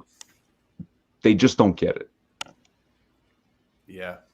I think that's absolutely the case. And I think that kind of segues directly into why they're out there in the first place. Oh, it's not a utopia here. This is horrible. I can't believe this. Everyone's not a CEO of some giant company and like everyone's not equal and everything's not perfect. It's not a utopia. This is literally the worst. This is literally the worst. Oh man. Yep. And a meme that I try to explain to enlightened centrists is it was the guy. What's the guy who's that celebrity who like came out as a Trump supporter and like he got banned off of Twitter. He's like that actor. He's kind of James Woods. James Woods. Thank you. He tweeted this. I you know, he's a boomer, but I love his stuff. And he tweeted this picture of. By the way, I use boomer in a loving way. I'm very boomer on the inside as well. I have very many boomer moments. I think he's even older than boomers, but if you got a screen share, go ahead. Throw it to us. You know what? Maybe I could look for it. I could maybe look for it. It might take me a minute. So if you guys want to keep chatting. But I'm technically not a boomer. I'm technically Gen X. I know I look like I'm old. Don't get I am kind of old, but I'm not really a boomer. I understand technology, but the level of a boomer. We all need to embrace, you know, who we are. Our inner boomers. Yeah. No, actually though, I could be a cringe boomer for sure. I've done it. I like this though. We got a proper Gen Xer, forgotten generation, and a millennial. Yeah. I'm the millennial, right? Yes. Yeah. No, my generation doesn't exist. We either get lumped in with the Gen Xers or the millennials. You're a Zennial. I think they call you Zennials. You're midway between Gen X and millennial, so they call you Zennials. How old are you, Irving? 38. Okay. Yeah, I had to think about it. I'm not sure. I don't even care anymore. Least important thing on my plate. I don't know if I can find it here, but essentially, I can just summarize it. Yeah. It has a picture of people in the Chaz zone, people in Portland, Oregon, and they have pictures of the communist flag. And they're waving the communist flag because they're like, we love communism. This is what we want. And why are they? And this is what I try to explain to people. Maybe we can think of an easier way to explain this. But like they're showing a communist flag to fight against this like very perceived, this like very like strongly perceived injustice that they believe is happening to them or to their country. So they want the communist flag. They want communism. And then you go to Hong Kong, it's juxtaposed with another picture of Hong Kongers hanging up the American flag. Yeah. And why are they hanging that up? Because they want this. To them, it represents freedom. And to them, is it really like this perceived injustice, this perceived oppression? It's a very more real oppression that's happening over there in China and in Hong Kong. Like it's not so much a perceived one. You know, their protests are a lot more dire, where they're like holding on for dear life for like any amount of objectivity in their like press, I believe, right? It's basically the last bastion of having a free press or something like that, if I'm not mistaken. And that's going to go. Right. China now has control over Hong Kong, and it's only a matter of time. And it's a shame. Like, I mean, obviously, the Chinese government locking people, they welded their apartment doors shut during the COVID crisis initially. Yeah. And people died starving to death or of COVID in their apartments, just sealed in. Hong Kong saying, we don't want that. What's going on in Hong Kong is not what's going on in Portland. No, they're actually fighting oppression. Yeah. People in Portland are LARPing. And nobody's telling them, okay, LARP party's over, go home. They're just letting Well, them do it. Yeah, take your A couple plastic neighborhoods. shields. Take your plastic Yeah. shields. Take your Wakami flags. You know. Oh yeah, don't forget to stop at Starbucks. Your favorite Starbucks Yeah, on the way. exactly. There you go. Oh wait, do they have a Black Lives Matter poster in their window? Fuck it, break their windows. They don't even have If they don't soy have milk. it, we They gotta don't even break have their soy windows. milk. They don't even have soy milk to use. That's This right. is the worst day of my life. Almond milk? Are you kidding me? Break this shit. They're Yeah. raping cows for your coffee. And I explained. I was explaining this to my leftist friend today, and I'm like, man, a major difference between like the left and the right is we have very different worldviews. Mhm. And guess what? So a common thing is that leftists, their worldview is in a bubble, like very specific to the country they live in the West, whereas right-wing people, some of them or a lot of them, are looking at like a much bigger worldview of like the rest of the world. I don't know if you've heard of that, the rest of the world.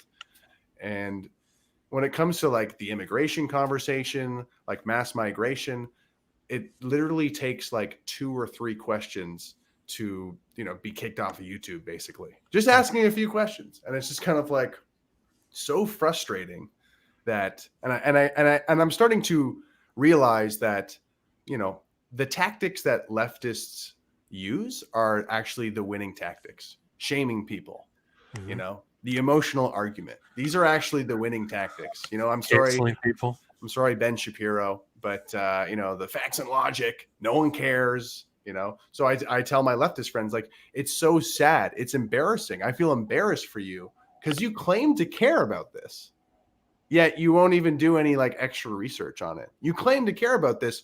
You claim to care about, like, you know, gay lives, but you don't care about the gays being thrown off of rooftops. You care about the gays like not getting their cake. Don't you think that's kind of embarrassing to have that be of that opinion? Like, you don't care about the gays who are being killed like systematically on the other side of the world? I had a leftist friend say to me, "Yeah, that's just too big. Ugh. That's Ooh. too big. We have to fight what we can fight here." And I'm like, "You can't send money to, you know, ex-Muslims of Europe or ex-Muslims of North America?" But stop acting so righteous. You know, stop acting so righteous then. If it's Yeah, too exactly. But that's one of those things. The way I was mentioning before about not having principles, right? Oh, we're pro-gay, but also pro-Islam, and then suddenly you have this huge fight there, and like there's something's got to give, but they don't actually believe that it has to give. They're ready to try to be both and fail everyone at the same time. As long as we can burn it all down, it doesn't matter. Well, that's the end goal, right? That's why they side with the Linda Sarsours and the Ilhan Omars, because they want to destroy this unjust society they live in. And it's unjust because, like I said, they were the first ones knocked out in dodgeball. And they were the ones who were treated like shit because they were, you know, weren't popular. They were, you know, ugly, fat, whatever. And they're lashing out at some place that they feel is unjust to them because, you know, they didn't become prom queen, or they weren't quarterback of the football team. Yeah, and you're absolutely right, because it's like when we look at this Keith Love sucker kick, it sounds like a soccer kick, but when we look at this sucker kick, it's like, what does this have to do with political views? It's like, who hurt you? Like, what happened? No, what it is like, the mob. You're lashing out and kicking this guy in the face like this. A guy who is saving a trans woman from being robbed. That's what happened. He according to him, the story is there was a trans woman who's being mugged during the whole kerfuffle. Yeah. He said, "Here, get in my truck. I'll get you out of here." They mobbed his truck. He took off, crashed, and that's when they pulled him out and beat the shit out of him, and he got sucker kicked. Hold on. Okay, so they tried to frame it like he was a white supremacist and being all racist and whatnot. He crashed because these idiots who have never felt pain or experienced real harm went in front of his truck and he tried to avoid them at high speed, and he ended up in a lamppost. I can't confirm that, but that seems to be the story as at best we can recount it at this Yeah. point. No, but the previous part of the story that I heard was he was rescuing a trans woman from being robbed when all this sort of went down. But in the escape, Yeah, trying to avoid people is why he crashed. He was not trying to plow through No. people.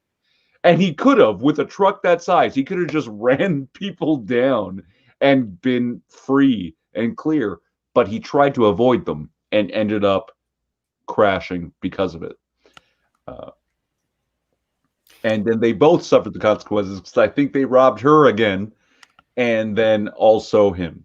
So, speaking of violence against trans people, actually, I don't know if you guys watch Blair White. oh yeah, yeah. For those watching, she's a Republican trans woman, and she has a YouTube channel, and she kind of goes after like far leftists and create like crazy trans people who are like, yeah. She's going heavily against MAPS now, minor attracted Did persons. you see her most recent video? Yeah. So at the beginning, basically, she's like, before I get into the topic of this video, a few of my trans friends got like assaulted just outside my door here in beautiful Hollywood, because apparently LA and Hollywood is what's turning into a dystopian wasteland, I think. Shithole country. Shithole is a good word as well. It's a good word. I was trying shithole country. I try to explain this to my like enlightened centrist friends as well. They're like, "Oh man, this is all Trump! Like all this horrible thing." Because I sent them a video of like what's happening in New York, mass exodus. Yeah, and he's like, "Oh well, it's my Trump. That's why." And it's like, well, man, like these are like democratic like cities and democratic states. Like, you don't think that has anything to do with it? But yeah. Why isn't it happening in South Dakota? Mm-hmm. Yeah. Well, I mean, my blender broke the other day. I know it was Orange Man. Yeah, I'm Orange Man bad. confident it was Orange Thanks, Man. Obama. Yeah. Yeah, no, Blair White's No, but I'm totally gay for Blair White. Nice. we all are. Like A little bit. every straight man is. Just let's put that out there. But no, yeah, the Jasleen and I can't remember the other woman's name. They were beaten and robbed, and a bunch of the BLM protesters were filming and mocking them. And the guy motherfucking came back and robbed, like literally took this woman's shoes. I didn't know all that. Yeah, they were actually protesters. As far as I know, yeah. That at the very least, that was their excuse for being down there, Mm-hmm. right? Because Yeah. obviously there's protesters and there's agitators and there's people that will take advantage of the situation. Well, that's what happened in Chop. Really? I thought all people are good and all people are generous and everybody does the right thing all the time. We should trust everyone. I'm of the opinion all people are crazy, and if you give them an outlet, they will act on that. Mm-hmm. This is another difference that I was pointing out to my friend today, or that the difference between a progressive and a conservative is their perception of human nature. Progressives, well, let me start with the conservative. Conservatives are very realistic. They think that people will take advantage of a situation if they can. They will be lazy if they can. If they don't have an incentive to do the right thing or work hard, they won't. And then ironically, progressives think human nature is, and I say ironically because it's like their idea of human nature is like a good Christian almost. Oh, well, they're generous, and like, people are generous and they always love thy neighbor and all these things. And it's like, no. And actually take this one away when you speak to enlightened centrists and leftists, because I find when you get into certain topics with them, they'll say, "Oh, well, I think, things will work out and this will be that." And it's like, I hope so. And there's this like brain dead optimism that goes along with like their perception on a lot of different issues. I was talking with my one friend about actually no, go ahead because I was gonna No, I was just gonna say, yeah, they don't do the A to Z thinking. They think A and therefore B, and B is the end of the story. They don't think, okay, but if B happens, then what happens with C and then D? And have you ever thought about what might happen at F and K? And then eventually they don't do the A to Z thinking. They don't think about the long-term consequences of Right. anything they propose, right? Right, yeah. That's a great way to put it. Yeah, I had some. Did you think about what happened after that? Did you have I've had some weird thoughts about this. That like people are crazy, and that is both good and bad. It has the potential for great creation and innovation, but also for destruction and mayhem. Mm-hmm. And so we have to try and find this weird balance between what is your individual freedom, so you can be the crazy you are, but also the law that restricts you from basically causing that destruction and mayhem to other people. So I'm sure there's some libertarian argument. It's called the non-aggression principle. No, but hold on. We drive on the right side of the road and obey the traffic signals, and I'm sure there is some libertarian argument that would say that that is a form of tyranny and we need to abolish it. I think those people are fucking crazy because people are. So what we need is that weird balance between we're free to do what it is that we do and want to do, but also we have to have a little bit of structure that makes it all work. So that minimum of structure that is enforced by law and we all agree upon it, that's where we have to sit on the knife's edge, right? Yeah. Yeah, it's called the 90s. Yeah, we've had that. We've had that before, I'm pretty sure. Yeah. That's why I call myself a minarchist. Oh, stick, sticks, and hammer. Yeah, I want a minimum amount of government necessary to keep order, and as much freedom as we can take, without things devolving into chaos. Yeah, I've been wondering about this question because I think that, like I said, last year I was like more of a libertarian, but now I'm like, I don't know if I necessarily am anymore. Like, definitely not an extreme libertarian. Like, I'm not ANCAP, no. Yeah. ANCAPs are as crazy as the fucking what do they call themselves? Anarcho-syndicalists. Yeah. Basically communists. Anarcho-communists. They're all fucking crazy. Yeah. And everything they refuse to, on paper, their systems work. As soon as you put live people in it, it all goes to shit. Just falls apart. Yeah. Yeah, because what Jonathan Haidt said, human beings are 90% primate and 10% bees or ants. Huh. And I think communists would rather us be more like 90% ant, 10% primate, right? So, yeah. We're not ants. We're not bees. We're monkeys flinging shit at each other. Mm-hmm. I mentioned, I don't know if I mentioned it while we've been live, but I mentioned before how with all this violence and, I could genuinely go to Young and Dundas right now, downtown Toronto. I could smash some windows and I would say, I'm actually against racism. And that's why I smashed this window. Yeah. And actually, you're in the wrong for stopping me. You stupid right. cop. I could actually say that, and people would be like, "Yeah!" And and this kind of crazy upside down world of like, what is moral, what is good, what is right, what is wrong. It actually has had me open to learning about Christianity, because I've been wondering about these moral arguments. Has anyone ever written a book about moral stories of right and wrong? And so I'm currently learning about the Bible because it's been the longest running book club ever. People can't get enough of this thing. And And I'm looking at it specifically through that lens of like moral lessons and moral this and moral that.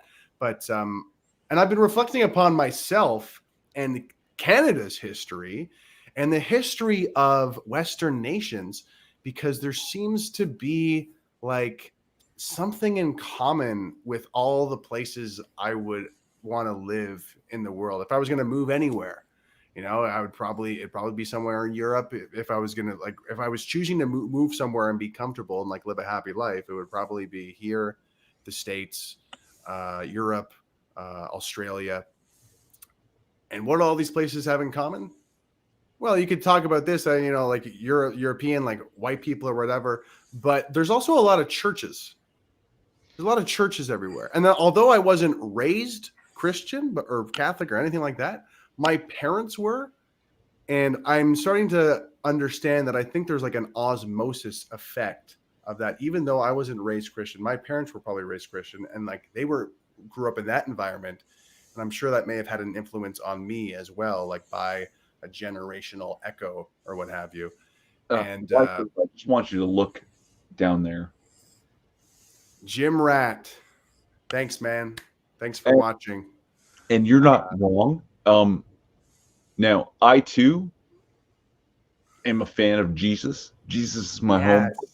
Yeah. Nice. I just, look, Jesus was basically the first libertarian minarchist, right? And yeah, he was all about that individual freedom, but also don't fuck with anybody. Fuck around and find out, right? That I don't know how much reading you've done, but that was Jesus. That was Jesus. Fuck around and find out. He went down to the temples, and when he saw shit he didn't like, he flipped some tables, right? So he was all like, yeah, no, everybody be chill, but also fuck around and find out. That's and I think like that's the best way to describe it. We should all sort of just not interfere with each other. Do your own thing, but you try to cross me, I'm gonna toss some tables. Mm-hmm. And that's yeah, no, it very is libertarian minarchist. It's a very weird message. I'll have to look that up.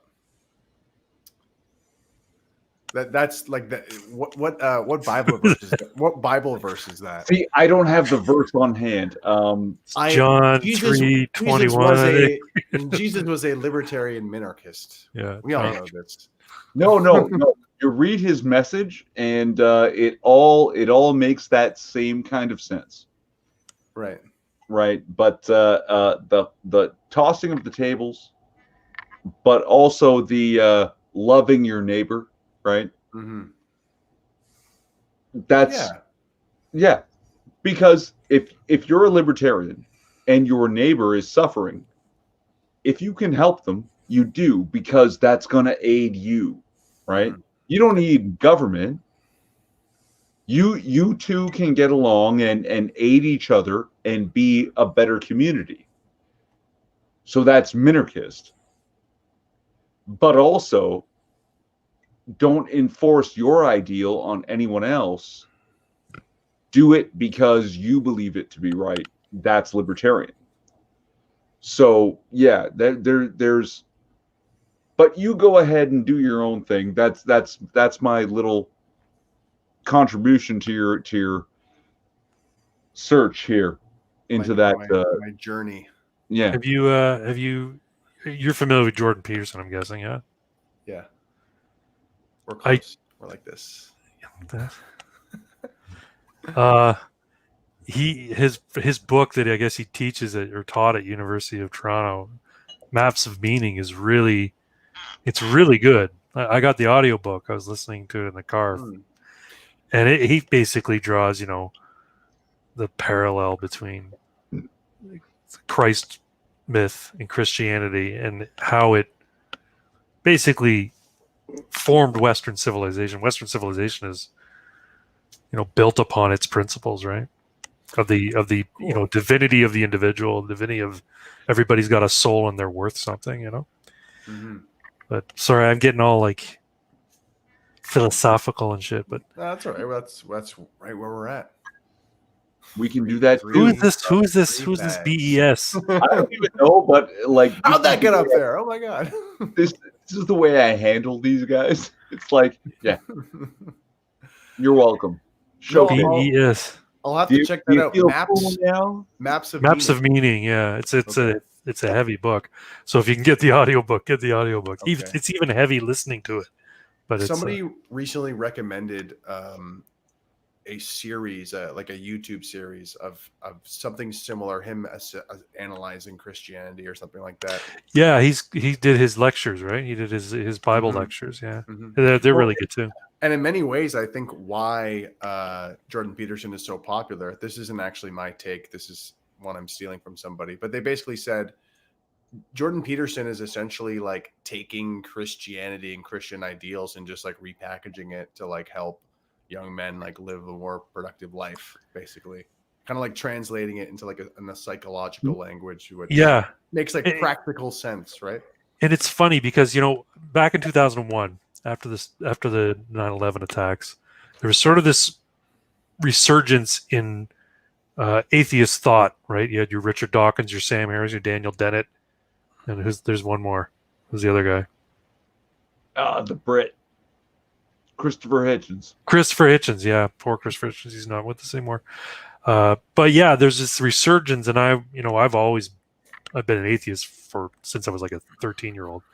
But and I was like, yes, maybe, you know, seeing this insane religious fundamentalism and the destruction it has wrought, maybe we'll finally have a secular, you know, sort of society, and we can form a society that's based on secularism and reason and that sort of thing. And then I was thinking about it more recently, and I'm like, we kind of have that now. We kind of have that with people in Antifa and BLM. These are secularists. I doubt you'll find a Christian among them. And basically, this is the society that would happen when you take the underpinnings, the metaphorical substrate of Christianity out of society, and these kids have been raised on it, and they've been, you know, indoctrinated with it in college, that the West is terrible, Christianity is an oppressive religion against women and minorities. You know, Karl Marx is, you know, the Godhead for us. We need to follow his teachings. Mm-hmm. And so this is the secular society realized in what's going on in Portland and places like that. And I'm not Christian, but I'm like, okay, maybe, you know, there's some value to, you know, the Christian tradition and, you know, traditional values associated with Christianity and the Jesus myth, you know? So anyway. Cool. Yeah. My dead air. my basis in spirituality, my basis in spirituality actually comes from a 12-step program. And, you know, they talk about God or whatever. Like an example would be like Alcoholics Anonymous or whatever. And, you know, I've frequented a fellowship or a room before, and I got a lot out of it, actually. I like the concept of, you know, I really found it useful in my own life. And as I remember, you know, looking out to the rest of society after that and being like, man, a lot of people are really, you know, not that humble. They're not really in touch with many spiritual principles like honesty, for example. And I guess, yeah, that's through the last year of going through like the political campaign and everything, it turned into like this weird, like soul searching and like learning more about religion and being like, this seems to be part of the equation here. Yeah, but you're also friends, or at least friendly with Kelly Day, and she's a persuasive type of person, and will definitely get anyone to look into whatever she asks. And she's great. I really do like Kelly Day. I haven't seen her in a while, and I hope she's doing well. But yeah. Yeah. So would you say you're on the path to? What's that? Kelly Day may have suggested some some stuff to me. Yeah. No, yeah, I don't doubt it. She's actually like, we're not tight, but she was a force in my life. Yeah, she Cool. really helped me go ahead Find and delve. Find Jesus. You're gonna say find Jesus. No, delve deep into that metaphysical spiritual thing, right? Yeah. I mean, for me, I'm kind of so excited and blown away that I'm even open to learning about Christianity in an unironic way. Like I wouldn't call myself a Christian at this point, but I would definitely say I'm like a student of like learning about like the moral lessons in this book. Yep. And it's kind of frustrating because like I'll bring this up to people and they'll be like, well, this didn't specific or that specifically happened, and I'm just like, I don't care about that. I care more about like the moral lessons and principles that have helped build the modern world. Okay. Yep. Like I don't really. Yeah, I'm sure a lot of it's bullshit. Like I'm sure the water didn't turn to wine. I don't know. Like the historicity isn't what's important. It's what the underlying meaning is. And like this isn't Reddit, okay? Like I don't want to have a Reddit conversation with you about science. Okay? But the thing I like to say, me personally, like, do I believe in God, Jesus, resurrection, all that craziness? I'll tell you this. Jesus is my homeboy. He may not be my co-pilot, right? Like I may not believe in the resurrection, right? But Jesus was a cool fucking guy, and I'd like to have him as my homeboy. That's it. Is that a Jay and Silent Bob meme? I don't even know. But Jesus is my homeboy. Yeah. I think that's from Dogma or something. It sounds like it. It sounds like good dude. Kevin Smith. Good dude. I'd ask him for insight on anything that crossed me that I couldn't understand myself. Right. I'd ask Craig too. I'd ask my good friend whose name I won't mention. And you know what, Wycliffe, at this point, I'd ask you your input, but I'd ask Jesus also, right? Because I'm sure he's got some good insight on basically anything that comes my way. And he's always just a prayer away, right? So you might as well just ask him, right? You have it right there to ask. But while we're on the topic, I've connected with like some younger people through politics, like Zoomers, as they call themselves, Generation Z, and they are, they're growing up in a crazy world, right? Where like they're being, what's the word? Nihilist. Being a nihilist is kind of like the norm. God is dead. There is no community. There is no objective truth.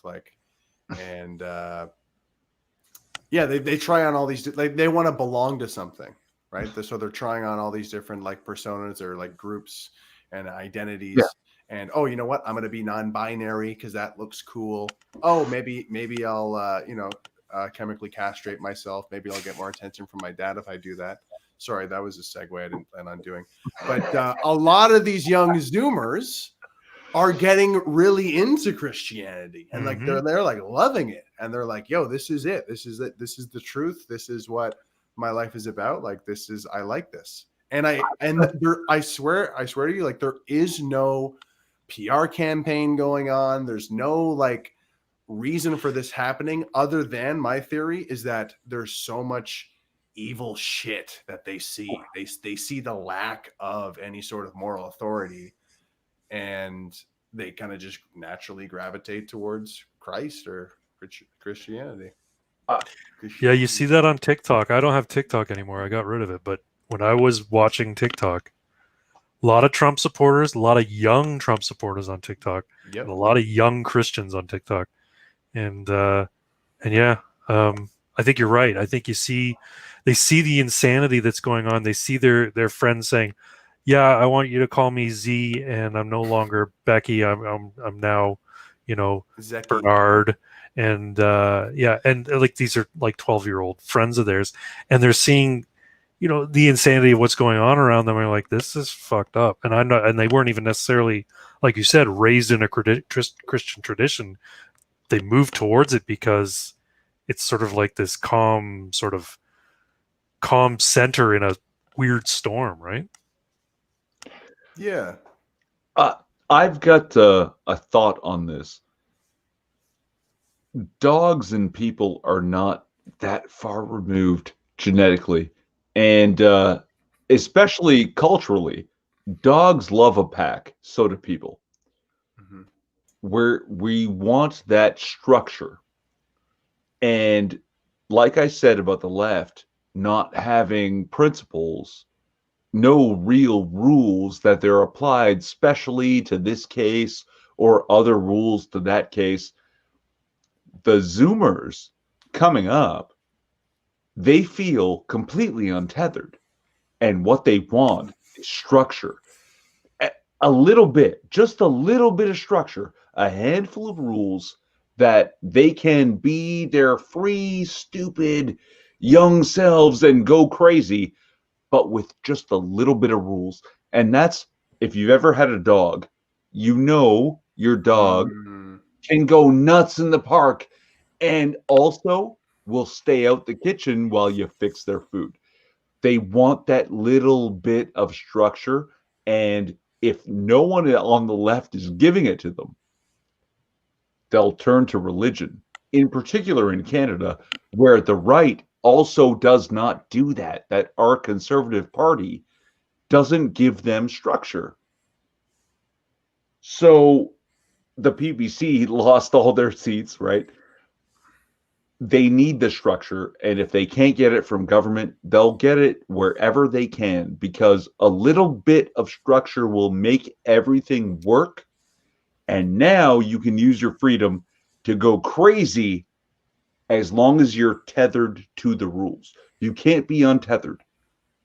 That won't work, right? You'll just be free floating in space and die alone with having no accomplishments. You need a system that will let you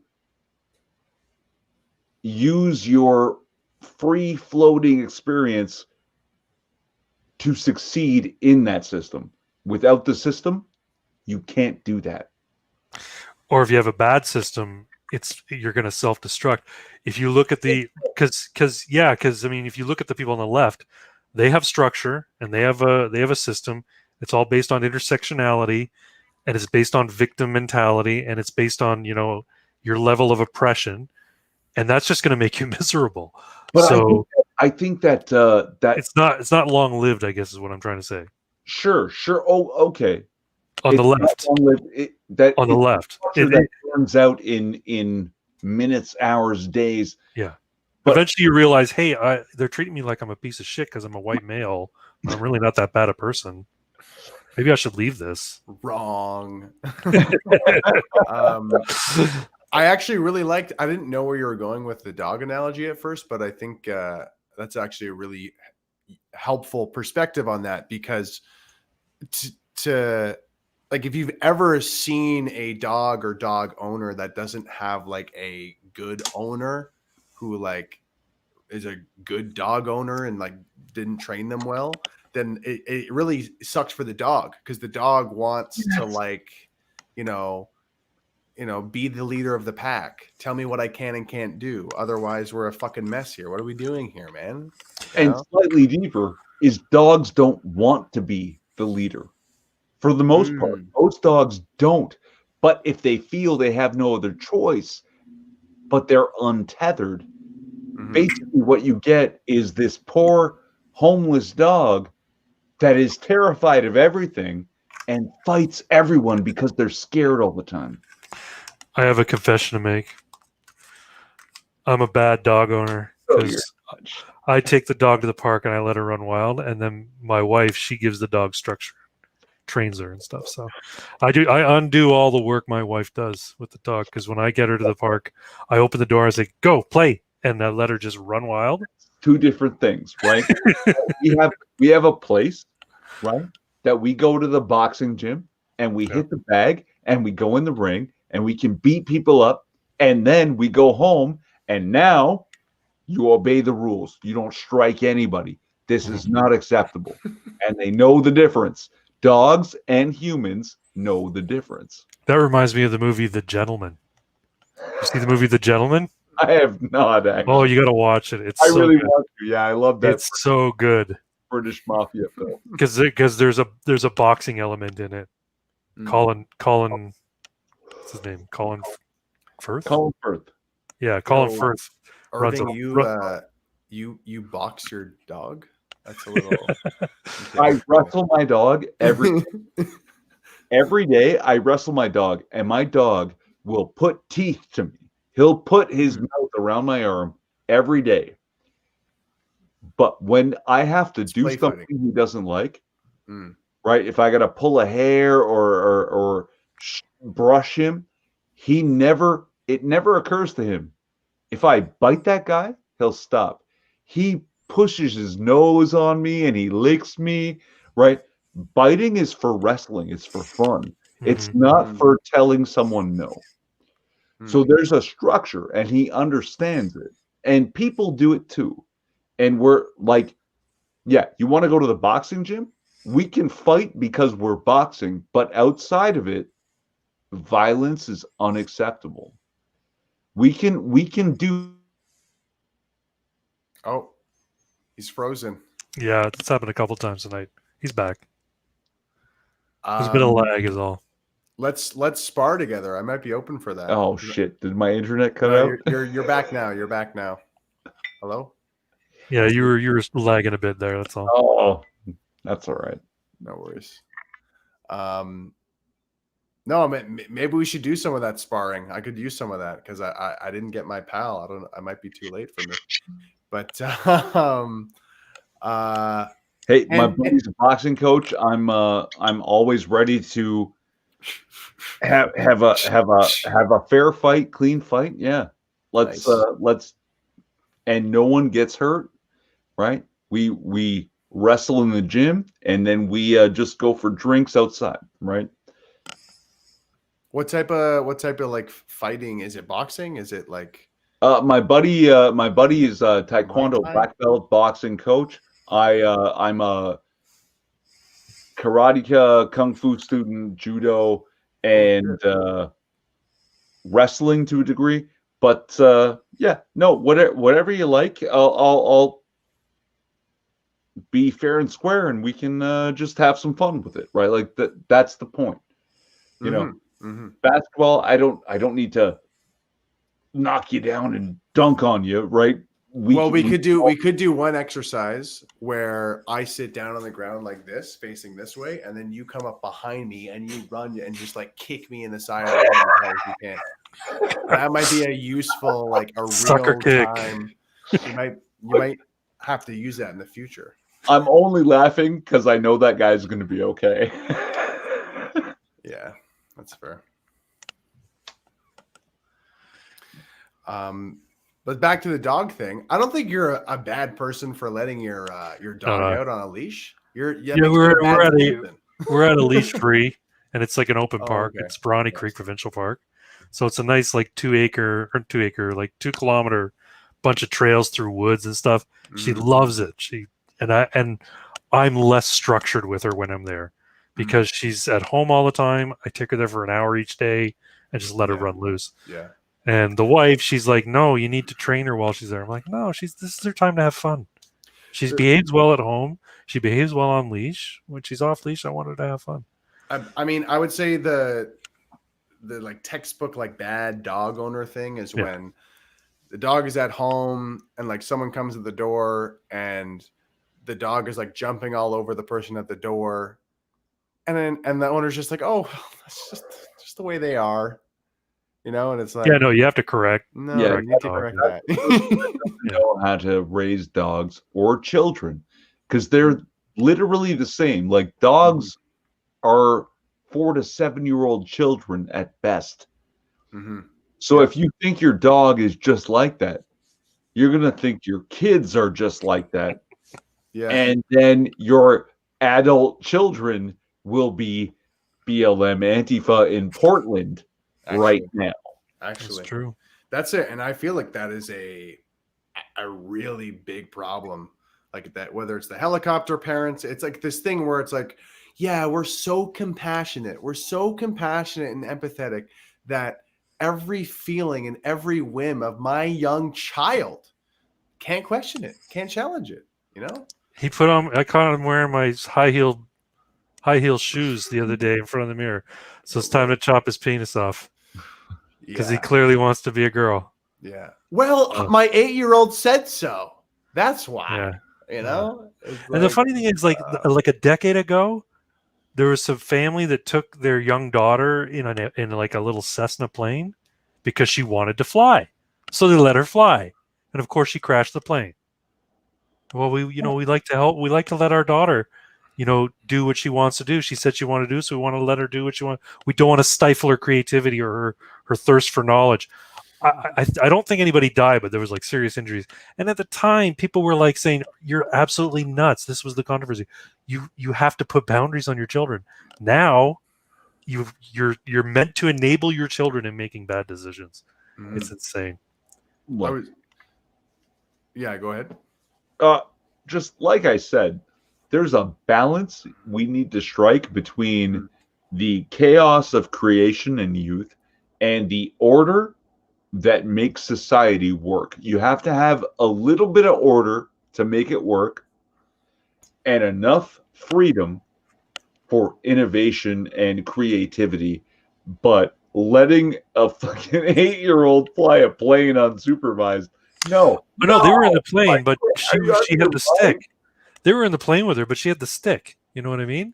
And she's 8 years old. She can't control a fucking plane. I've had the stick myself, but also the instructor next to me could fucking just take control whenever he wanted. Like, yeah, that's how it works. And once again, on the parents' part, brain dead optimism. Yeah. Oh well, everything's gonna be fine. I hope so. I hope you're right. And with that's. Yeah, you mentioned helicopter parents. There's another term that are being used as snowplow parents. Yeah, the ones who just push every obstacle out of the way for their kid. Oh, okay. And the kid never has to suffer adversity or overcome any challenges. Yeah. So they're not prepared to do anything. Mm-hmm. So I guess it's kind of the same as a helicopter parent, but no, I think that's slightly different actually. More advanced. Yeah. Helicopter parents are more there to pull you out of the situation. Right, yeah. They hover around and snowplow parents are there to mow down the obstacle for you. Yeah. So you don't experience it. Yeah. Right? Yeah.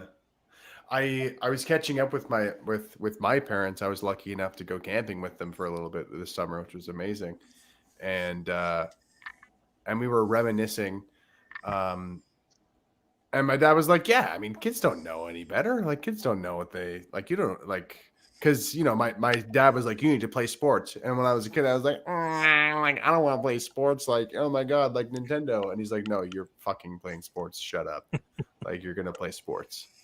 And obviously, I'm like forever grateful for probably the best part of my childhood ever was playing sports.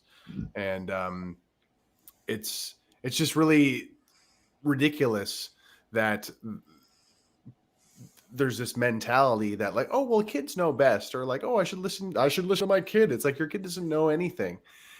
I would say there is probably some value in like a baby or the wonder of a child. Like we can learn things from like their intuitive kind of like, like they're like this blank slate when they're born or whatever. I feel like there might be some sort of spiritual thing we can derive from that.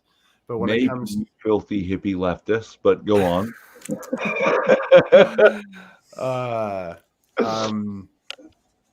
But yeah, but beyond that, beyond the hippy dippy feeling good of like, oh, they're so free and unjudgmental. Other than that, it's like, no. And the growing, right? Yeah. The growing, it requires a certain amount of failure and pain. Yeah. Mm-hmm. Or you're not doing the growing. Yeah.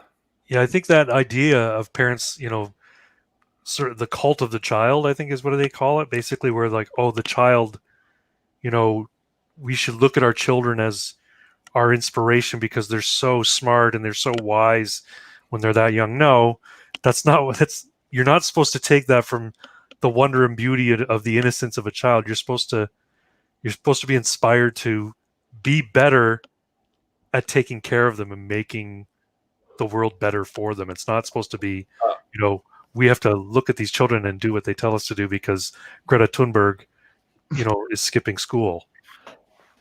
I was in the debate, and the NDP and the Greens want to lower the voting age, and Of course they do.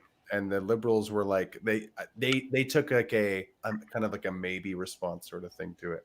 But I was like, I would not want to lower the voting age, and I think the current like politicization of children that's happening right now is disgusting. And like, some people were silent, but a few people with ball sacks like clapped their hands because I like took a stance on something. We need fewer people voting, not more people voting. Tell me about it, yeah. And did I segue now? Is that the perfect moment? Let's go into this now. All right. Did you watch my video, Irving? Of course I did. Oh, thank you. And I will do my best to summarize. Okay. So, Craig has a crazy, weird idea against universal suffrage, also called universal voting rights. That's right. So just to be clear, universal suffrage is like everyone over the age of 18 voting? Or? Yeah, like every citizen having the right to vote above the age of 18. Yeah. Okay. Every person of the age of majority, I think is what they used to call it, having the right to vote. And this is your case against universal suffrage. Right. And now, just as a caveat, it's a thought experiment. It's not anything that's like, sure. I'm diehard against universal suffrage. It's a thought experiment. Because from what I've seen, I'll say it outright. I disagree strongly. Okay. We have to have a lot of conversation for me to be on board with this. But I'm going to summarize. Tell me if I'm wrong. Okay. To vote municipally, you want people to give 1 day a week servicing their community. Yes. And then to vote provincially, you want people to give every other weekend, or is it one weekend a month? 1 weekend a month. For the privilege now, it's not a right anymore to vote provincially. You have to give 1 weekend a month surfacing your province, and then to vote federally, you have to give 1 week a year. Yeah. To vote on the federal level. Yeah, one week a year to vote at the federal level. And you have to do these things continuously to maintain that privilege of voting. Correct. If you're in the military, firefighter, I expanded to firefighter and police officers. So military can vote in federal elections just by virtue of being members of the military. Sure. Police and firefighters can vote in their municipal elections simply by being a virtue of servicing their community as part of and risking their lives for their community. So they get sort of an exemption in that sense. But regular everyday folk, if you want to vote, you've got to participate in your community. And the idea here, Wycliffe, is that we talked about people being sleepy. So only the most engaged voters will sacrifice this time to earn the right to vote. Right. And you got to really you got to really want the right to vote to be able to vote. Yeah. And so like a friend of mine says, most people can't give up a day of the week to do community service. I'm like, everyone can give a day of their week to something they care about. So whether it's a hobby, I think that's bull, but you can't. I play board games every day. I can't. I think you're stretching really hard here. But Wycliffe, it's propaganda. Thoughts on that idea? Any of that? I mean, I definitely love it as a thought experiment. I think it's a very cool concept for sure. Yeah, it's great. I This think is Starship Troopers, right? Like this. Yeah, it was based on Carl Benjamin's analysis of the society that it came out of the movie Starship Troopers, not the book, because the book's very different, but the movie. And he was basically dissecting it. And I thought, yeah, you know what? Universal suffrage, maybe it's not such a good idea. So I started thinking about how you could. I wouldn't want everybody to be in the military in order to gain the title of citizen. So I wouldn't have two classes of people, one piece citizens and simply residents. But right, it's one basically enfranchisement that you would gain by virtue of putting yourself into the community and bettering your community in one way or another. Now, a friend of mine was saying, you couldn't do 1 day a week. That'd be impossible, especially if you have kids and other things, blah, blah, blah. I'm like, okay, what if we just said it, okay, there's 416 hours. If you gave up 8 hours a day for 52 weeks, that's 416 hours a year. So as long as you can work in that 416 hours of volunteer time or community service at any point during the year, you could do your municipal voting. I think it would have to be like 2 hours a week or something, or like I think a full work day a week is probably too probably, much. because you may be right there, because you'd likely have to do it on the weekend, right? You couldn't do it Monday to Friday because you have a job. And yeah, you could show up for like at a soup kitchen for 2 hours or something like that. Like that's a reasonable like shift, like a short little kind of, well, it's a tiny shift, but it is maybe more realistic. I think like the premise of the idea is like I really love the premise of it, because But it needs work. Oh yeah. I mean, my reasoning is this. Man, the amount of resistance it will get. Oh sure, from people like that. That's actually a whole. We're going to take away your right to vote. Now you got to work for it. No, you couldn't do it. You'd have to. Like I have to do all this work. You'd have to. You wouldn't be able to do it in a society where you already had universal suffrage. It would have to be something new you were trying in a new community or new society, right? So, right. I've got a couple thoughts on this. There's a couple of countries, Switzerland and to a lesser degree Germany. They stopped doing it a decade ago, maybe 15 years. That you had to go out of high school into either police, military, or hospice care for a year before you went to college. And that was like, you can skip college and also avoid that care and still vote. But for most people, they wanted to go to college, so you had to do that. That servicing the community, but it was a one-time thing. Do your 1 year and you're done. And I think, Craig, you haven't done the math on this thing. That what you're looking at is 1 week or 1 day a week, 1 weekend a month, and then 1 week a year. Well, you gotta consider though that everybody's not going to want to do this. Hold on, have to opt into it.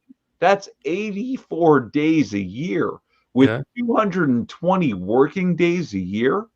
You're looking at now 304 days dedicated to work out of 365. That leaves you with 61 birthdays, anniversaries, big family stuff. Like, God, there are no days left after that just to relax. But Irving, no, you'll care about your community and your country and your province more. Hold on. It is a good motivator to get people working. We have to find a way to consolidate this down to a much shorter period than 83 days a year. What if it wasn't? What if it wasn't that you get to vote, but it like multiplies your vote by like 10? Like you count for like 10 votes or something. See, my concern about that though is people would cheat. They would take advantage of the bureaucracy, and they would have somebody sign off on extra hours they worked when they didn't actually do it, to affect the outcome of the elections, right? You got a stay-at-home wife, and you went and did all of these 83 days. You got 3 kids, 1 wife, 3 kids. you have 5 votes. That might be a thing. Okay, now here's the thing. So the 1 week a year at the federal level, what if everybody was awarded an extra week off? So basically, they got a free week's vacation on the government's dime. On my dime, when I didn't take any of those weeks because I don't vote. But No, then we're taking like this federal program and like it influencing like the day job. So that kind of, I don't think that works. But that's the thing. The good thing is that you would have all of these. You got a lot of redundancies at the municipal level with public sector unions doing work for things like Parks and Rec and things like that. But if you had people putting in their time to do that, you could save money on those public sector union jobs. You know what I'm just is coming to mind right now? I'm just picturing all the people, all the thousands and thousands of employees, union workers, who, I'm sorry, bless their heart, I mean this in the nicest possible way, but they probably don't do jack shit at their job. They probably just Sometimes, right? They probably work for 30 minutes a day, and they probably just sit Some there, of them collect their pension, collect their amazing salary and all their benefits. And Yep. and these are the same people who will be like, there's no way I'm doing this like work to vote thing. Like I already work for the federal government. And it's like, this is the whole problem, right? It's these people who, man, But this is the thing. Like, go ahead. Sorry. I was just gonna say I've worked in sales. No, finish your thought. I've worked in sales, so it's like I just feel like there's such a huge problem with many aspects of different businesses where, especially bureaucracy, like there's no incentive for people to work hard, and it's like I almost feel bad for people who like, I don't know. Ooh. It's just like just kind of pushing away at the the wage slave, and it's just like, I don't know. Okay, how about this? We reduce the work week to 32 hours a week. You can't. Sure you can. You're paying them the same, but you're 32 hours a week, and that way they're getting an 8-hour day. What, socialist? What's that? Are you a socialist? Hey, this is a thought experiment. I'm talking about getting people more involved in their community and caring more about their electoral responsibility. Hold on. The issue is, though, Irving, is that the fact is everybody has the right to vote. Nobody cares about it. People just do it out of rote. They're like, oh, election time. I saw that guy's sign. Sure. I'm going to vote for him because I saw more of his signs on lawns. So, and nobody gets engaged on it. I mean, it becomes this matter of like, it's just, you're not even thinking, you're doing it on autopilot a lot of times, or you're voting for the party you've always voted for. I have a counter proposal. All right. I like Furry from Finley. My man here is from Australia. They suffer a lot of the same problems we do in Canada. 1 day a week serving your community, your local community. Okay. That earns you the right to vote in all 3 levels. Okay. 1 day, hold on. 1 day a month.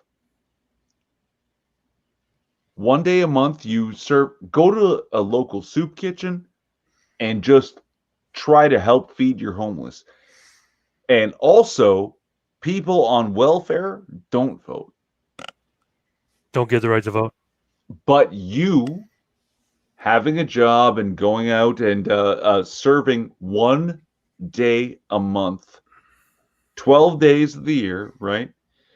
Because, God, you know it, like, Guy, I'm sorry, you don't have kids. It's hard. It's hard to go to all the family functions and also just have 1 day to yourself. When was the last time you had 1 day to yourself, my man? Yeah, I can't sacrifice it for the country that is now a company. But what I want is to be able to vote on all 3 levels and to not have people that I'm subsidizing vote against me. And Furry here, Furry from Finley, I think welfare, people on welfare don't vote. I put 1 day a month towards the community and the people that are on that welfare, now I can vote on all three levels. That's my counter offer. I'll take it under consideration. How about we replace welfare with workfare? So the people who are collecting welfare but aren't working and are able-bodied, and hell, even the people who are in wheelchairs, they can do something. Put them to work somewhere in the community level in order for them to maintain their right to vote. Everyone else, yeah, let's do it. Like, how about one week or one day a month, you have to go and do a Meals on Wheels or volunteer at a food bank, or even if it's just watering the flower beds in the municipal park. My Uncle Dan was 99 years old and delivering Meals on Wheels to women 20 years younger than him, because Jesus loved him more than everybody else, apparently. But yes, no, I'm for it. One day a month, I would dedicate for the power to vote. And for the people on welfare, could they do this day of work a month to vote as well? I want to say yes. I would think we should, if they're on welfare, meaning they're not actually working and paying payroll taxes or anything like that, or they're basically being subsidized by taxpayers. We should replace welfare with workfare. We should say, if you're collecting welfare, you gotta do something for it. Hold on, that's something other than the thought experiment here. If they're on welfare, but they also do that, do they still get their vote?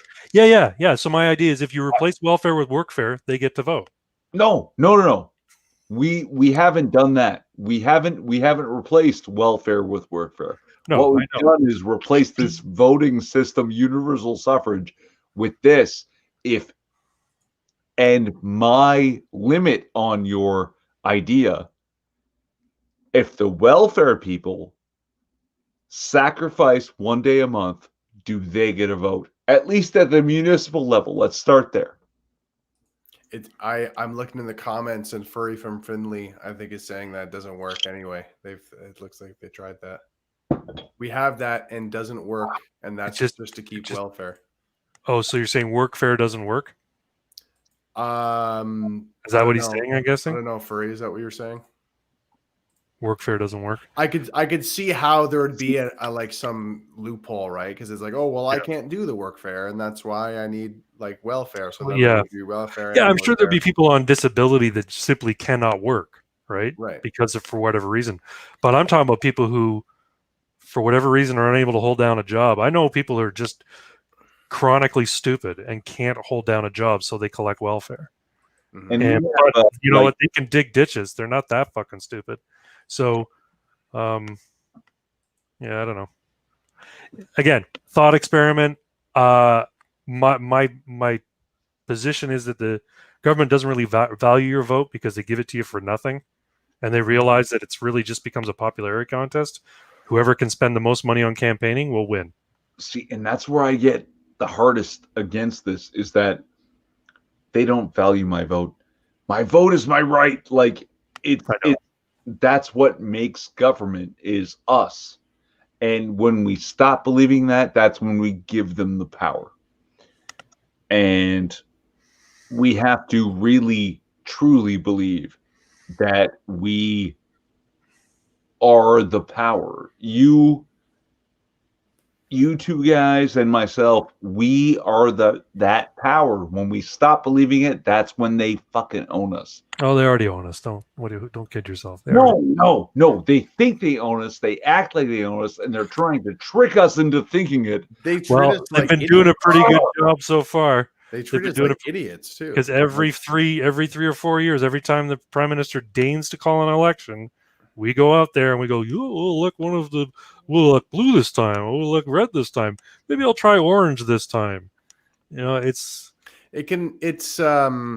Yeah, I mean, I keep hope because I have to, but there's been times where I've gone to doors knocking, campaigning.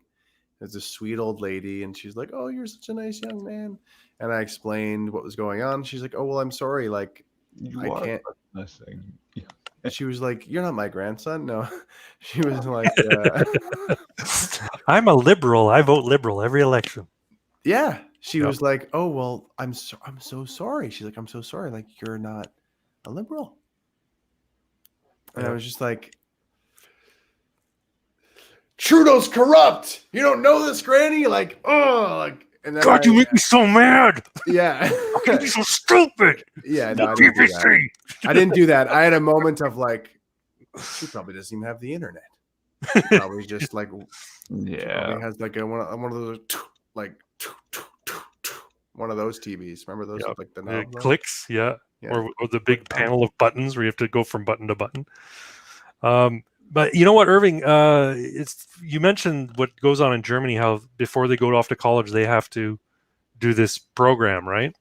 Well, if I'm not mistaken, here in Ontario, they have that as well. Maybe in the Catholic school board and not in the public, but to get credit, you have to put in some community service.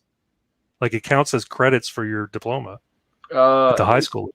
Yeah, but the amount of it's not a lot. Schools, yeah, it's 40 hours over a semester for so like a week's worth of work. Yeah, they can't deny you your diploma if you don't get that religion credit, and that's no, I know but is it public school or Catholic school or is it both? Catholic school. Okay, but the community service side of it. Yep. Does that? Yeah. It doesn't have to be. It doesn't have to be religious community service, does it?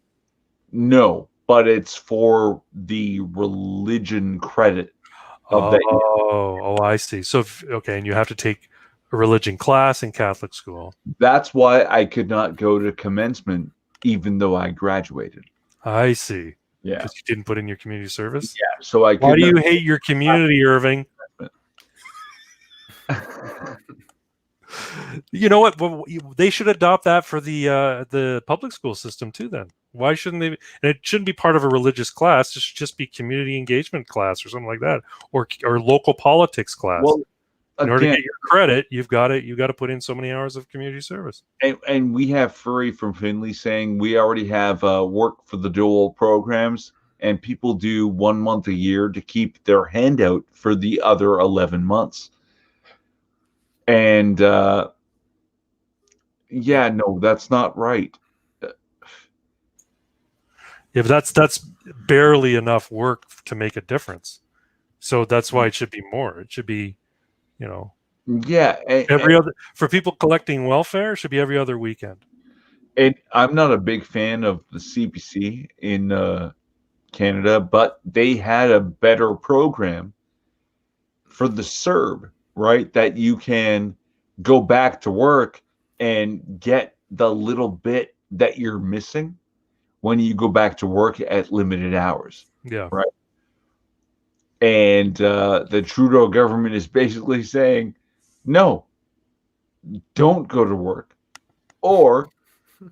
and take our CERB, or go to work and suffer the consequences. Yeah, CERB is a backdoor UBI. They're going to institute UBI with it. Yeah, and that's why I was thinking that the next thing is the UBI. Yeah, it's a trial run for a UBI for sure. And you're not wrong about this idea of the most involved people should be able to vote, but I think it's a little extreme where you start. So I want to dial it back. That's all. Well, I'll do just like the Liberals did when they brought in the GST. They asked for 11, knowing that they were going to get 7, and they ended up getting 9. I think it's. I mean, obviously implementing it, I think, is pretty well impossible. But I really do think it actually does have a lot of value as kind of like something to bring up, and because it really does get you thinking about who can vote. Of like, oh wow, like investing time in the place you live to get the right to vote. Like that's interesting, because then when you mention that to somebody, you kind of immediately think anybody who can, has a pulse can vote, right? And it's it does kind of get you thinking.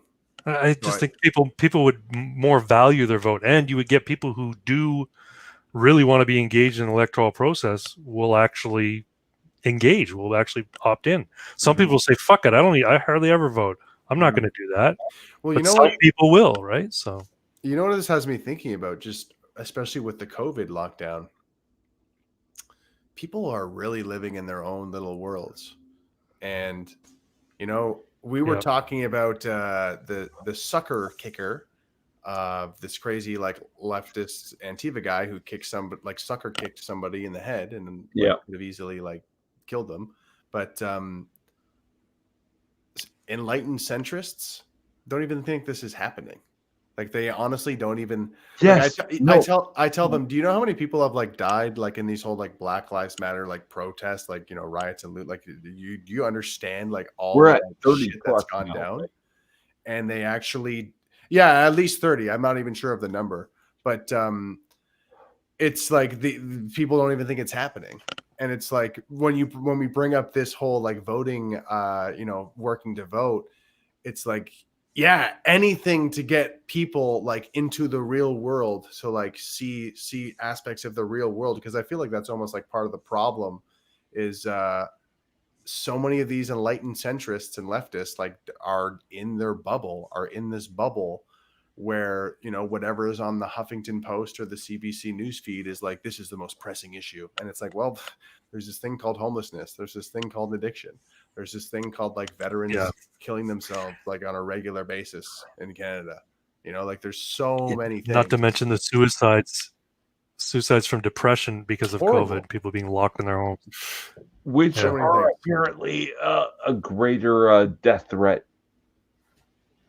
So that's interesting, Furry. Yeah, so you get fined for not voting. I agree with you. I strongly disagree with that. You shouldn't force people to engage in any process like that. In terms of that vaccine, what you were saying about the vaccine, Furry, they're going to do mandatory vaccines when they have one. Yeah, Australia out of gate. They're off the rocker. Do you think that could happen in Canada? Yeah, of course.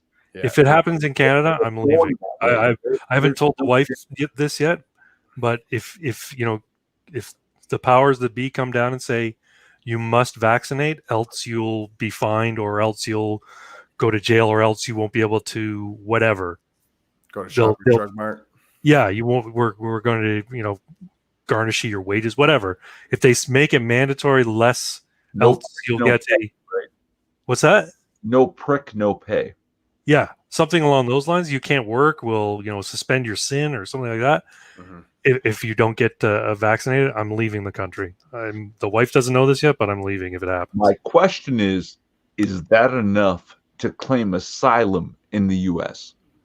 I don't care about the asylum part of it. But seriously, though, I do. But it should be, because it is. When it comes right down to it, it's oppression. We're going to force you to inject this in your arm, and it's not that I'm an anti-vaxxer. I think people should get vaccinated, but they should be given the choice to get vaccinated. It shouldn't be something that's mandatory. Yeah. I mean, what's the like death rate again of COVID? Like this is I'm not an anti-vax person either, but it's like 0.04%. The way things have developed over the past, it's worse than a bad flu. But it's not H1N1, it's not the Spanish flu. Right. Yeah. Right. That's why I'm so baffled by this. There's so many things on how the whole virus situation developed. I say it half jokingly, but this whole thing is a psyop. I believe the mask hysteria, this thing, 15 days to slow the spread became, we can't open up again fully until we have a vaccine and everybody's vaccinated. It's a psyop. It's a control mechanism. What bothered me was we hear about this virus popping off in Wuhan. We heard about this like December, January, and nothing's done. Oh, well, you can't control a virus through borders, silly. We don't need to be wearing face masks or anything like that. We don't need to be stopping flights. Are you racist? Yep. You know, like let's just relax. And then like the NBA and NHL is like, oh, we need to stop our games because of this virus thing. And then normies are like, what? And then the government's like, oh shit, okay, yeah, we're gonna do all this like shutdown stuff because they stopped the sports ball. So now we're actually gonna react to this. And what bothers me is that slow response. But then right away, it's like, we're ordering syringes. We're getting the vaccine. Oh, we're all over the vaccine. And it's like, wow, What you're super vaccine? proactive. You're super proactive with getting that vaccine ready. Not really too quick to actually prevent the virus from spreading in our country. Yep. And then you look at the response that Sweden has. Now, I'm no fan of Sweden. I think they're absolute basket cases when it comes to immigration. But they were right when it came to how they responded to the vaccine. They quarantined the people who were at risk and the people who were sick, and they kept them safe, and everybody else went about their business. They didn't have mandatory masks. They didn't have mandatory shutdowns. And what was their death rate and their infection rate? Little more than Finland, that went more egregious when it comes to restrictions. So if anybody, like, I think in a year's time, people are going to say, you know what, we completely overreacted. We fucking killed our economy, and Sweden did it right. Yeah. Yeah. I was going to say, oh, well, Sweden doesn't have like hundreds of thousands of less small businesses and medium businesses. Like it's been a bloodbath here in Toronto in terms of like how many people who have had to close down shop. And the fact that they're calling it, oh, the economy reset, the economy restart, like the fact that you're even admitting it's a restart, like that, that's a failure of leadership. Failure, exactly. Thank you. Yeah, they're trying to frame it like, oh, we're the heroes of this, and it's like, no, you failed us on multiple fronts, and now you're we're saving you. See, we saved you all. We're good. No, you fucking ruined us all, and now you're coming out and finally doing something, to get the economy back on track, and you're doing it poorly. I might add. You put in a fucking journalist as your finance minister. You think it's going to come back strong? Give me a break. Yeah, it's a clown show. And as long as Canadians aren't like saying anything, as long as they're not like getting angry and being like, this is BS, they're going to keep pushing it. And we're saying stuff. Yeah. And we have 11 people watching right now. Yes. One viewer at a time. Yeah. One viewer at a time, one share, one click at a time. That's true, my dude. But I sometimes wonder if this whole coronavirus thing is like partially a test for different nations. And it scares me to think how much data that certain people might have based on the headlines that were being sent out, based on they're basically, by the sounds of it, they have the technology to track all of our phones to see who's doing what, who's downloading, who's not downloading. And it's like, okay, so let's see how this fear mongering goes. Let's see how people respond to this. How many people stay inside? How many people don't stay inside? How many people are saying this? How many people are saying that? Like, I try not to think about the potential of, how many different organizations or who might know what, and like, piecing all this data together, because you could really learn a lot about how people respond to certain things, and the different types of people. Oh, this is like a dissident, this is like a moderate person, this is a this person, this is a that person. And it really feels like a test. And for Canada specifically, it's the analogy is like, we were talking about kids earlier, but you know how a kid is always testing their parents in terms of like, oh, well, maybe I'm going to run over here. And then like the parent will be like, oh, like, get down off, like, you can't do that, kid, like, you can't do that. But then the kid is still going to push and see what they can get away with. I really feel like that's happening in Canada constantly. And you can kind of see it for our furry friend. They kind of almost did that with the vaccine recently, because they're like, oh, mandatory vaccines. And people were like, what the hell? And then they're like, oh, yeah, oh, it's not mandatory. Okay, maybe not mandatory. They probably will, though. I don't think they have one yet, though. Right, but my point is, if they have it, they're going to. Yeah, it's a matter of trying to see who's going to be compliant and who isn't. That's what the mask thing is, right? And the fact that the businesses bent over backwards, I understand they have liability concerns, But when they said you must wear one, you've got to close your business. I'm surprised there weren't. It's Canada. I shouldn't be too surprised. I'm surprised there weren't more businesses saying "fuck you." I gotta feed my kids. I'm keeping my business open. But we have to make sure the healthcare isn't impacted. That's a you problem. That's not a me problem. I've got to keep my business going. I got to feed my kids. That didn't happen in Canada. It happens in some places in the United States. People were taken to court over it. They found it was unconstitutional for them to force them to close their businesses, and they ended up winning. We don't have that in Canada. But this is really a test to see who's going to comply, who's going to push back, how much can we get away with? You're absolutely right. Just like kids, they try and push and see what they can get away with. And I told this to a friend of mine. He said, come on, you really think the government's that sinister? And I'm like, yes, governments are that sinister. And it's not just our government, it's every government. Right in front of you. It exists. Yeah, it exists only to perpetuate itself and make itself bigger. So if you think it's there to serve you, that's what's on the box. It's not what's inside. It's there to make itself bigger, more powerful, and the people who are running it are there to make themselves richer. But yeah, no, it's at the point when having conversations with people like that, I almost take the Chad route of like not even engaging with the like good faith conversation. I'll just like laugh at them and like make fun of them and be like, dude, it's very obvious actually. Like I'm not even gonna explain it to you. Yeah, I get a little heated because I can't. I'm incredulous as to how can you be so blind. And this is a friend of mine who I've talked to, and I've gradually brought him around to more like libertarian point of view. But then this happens, and he's a total sheep. And he's like, well, you know, I'm concerned about my father. And I'm like, I get it. Your dad's old, and I understand that too. But your dad's health is your responsibility and his responsibility. You can't put it on the rest of society to make sure dad doesn't get sick. It's on him to make sure he doesn't get sick. This idea that if I don't wear a mask in Walmart, I'm responsible for killing your father. Go fuck yourself. That's not the case. Yeah, it's crazy, man. I mean, once again, the thing with the masks is I would have been all for this mask mandate in March.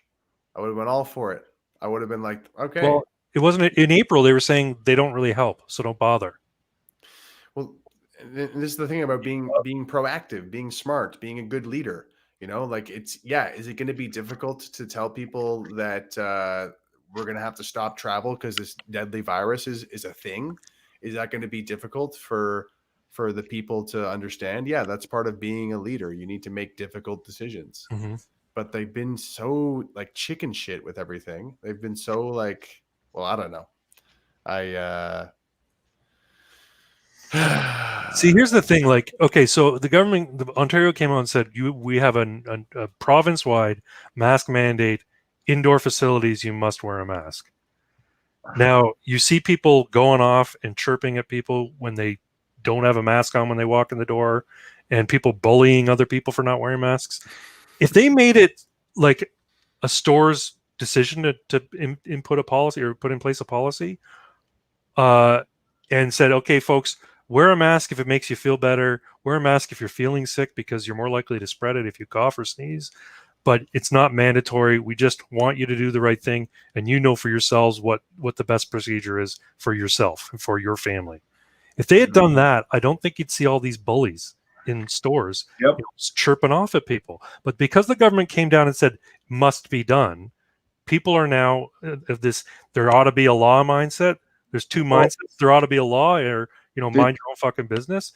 And when they're given carte blanche to say there ought to be a law, they're going to jump all over it to be bullies. That people are crazy thing that as soon as they're given the opportunity to behave badly and destroy with good conscience and wreak havoc against the person who is not obeying what they think is the right thing, they'll do it. Give them clearance and they will behave badly. Yep. Yeah. It's you're giving them license to be zealots. And it's yes. It's the same argument too. Like people are people are literally dying. People are literally dying. You don't care about grandma. You don't care about grandma. You don't care about grandma. Yeah. I mean, at the beginning of the COVID, I thought was like such madness because there was like, do you remember the first like little while where it seemed like every day or every week there was some famous celebrity person who was like, wow, like when your PR person isn't like handling you, like you are an absolute train wreck. You're a mess. Like Like Madonna. you are so bad at acting like a relatable human being. Yeah. Like, yeah, the Madonna thing especially. Oh my God. And those ones singing Imagine, those Oh my Gal Gadot God. and all those people, Yeah. like fucking cringe. Jesus Christ. And man, it's one major, like there's so many lies that progressives tell to themselves. And one of them is, hey, we're like, equality, and like during like COVID-19, it was like so like right in your face. You have Madonna in her huge rich mansion with like all of her workers around her, all these like production lights, her own videographer. She has rose petals in the thing and in the bathtub, and she's like, all these people, like, we're in this together, though. We're in this together, though. What was it she said? Wow. One of the greatest things and the worst thing is this has made us all equal. Yeah. It was something very weird. Yeah, it was like you should have stopped it. One of the greatest things is this made us all equal. Then people might have resonated with it, but it's a bad thing that we're all equal. And the next part was like, it doesn't matter how much money you have. It doesn't matter, if you're that. It doesn't matter if you're in a mansion. Doesn't matter if you have like a personal on-call doctor. Doesn't matter if you're like, what if you're in low-income housing, like packed in like sardines? Like, are you serious? Yeah, Madonna, like this. Oh, you know what? I think she was going through adrenochrome withdrawal when she made that. There it is. No, hold on. Hold up. I think we're gonna go on a tangent here. And you asked me about this, and you were like, "I don't know if I want to do that." So I'm gonna give you a fair warning. I was joking. I thought we were coming to an end soon, so I thought I just cracked that one. That's all. Are you ready? Are you ready to go off on that, or do you want to dip? We might want to dip anyway. We're coming on 3 hours now. It's 2:30. Is it really? Holy shit! Yeah, it's 2:30 in the morning. Man. Yeah, 3 hours, and I'm just getting lit. Maybe that's like the streamer sign, the streamer code. It's like, oh, adrenochrome showed up. Time to end it, folks. Time to close it up.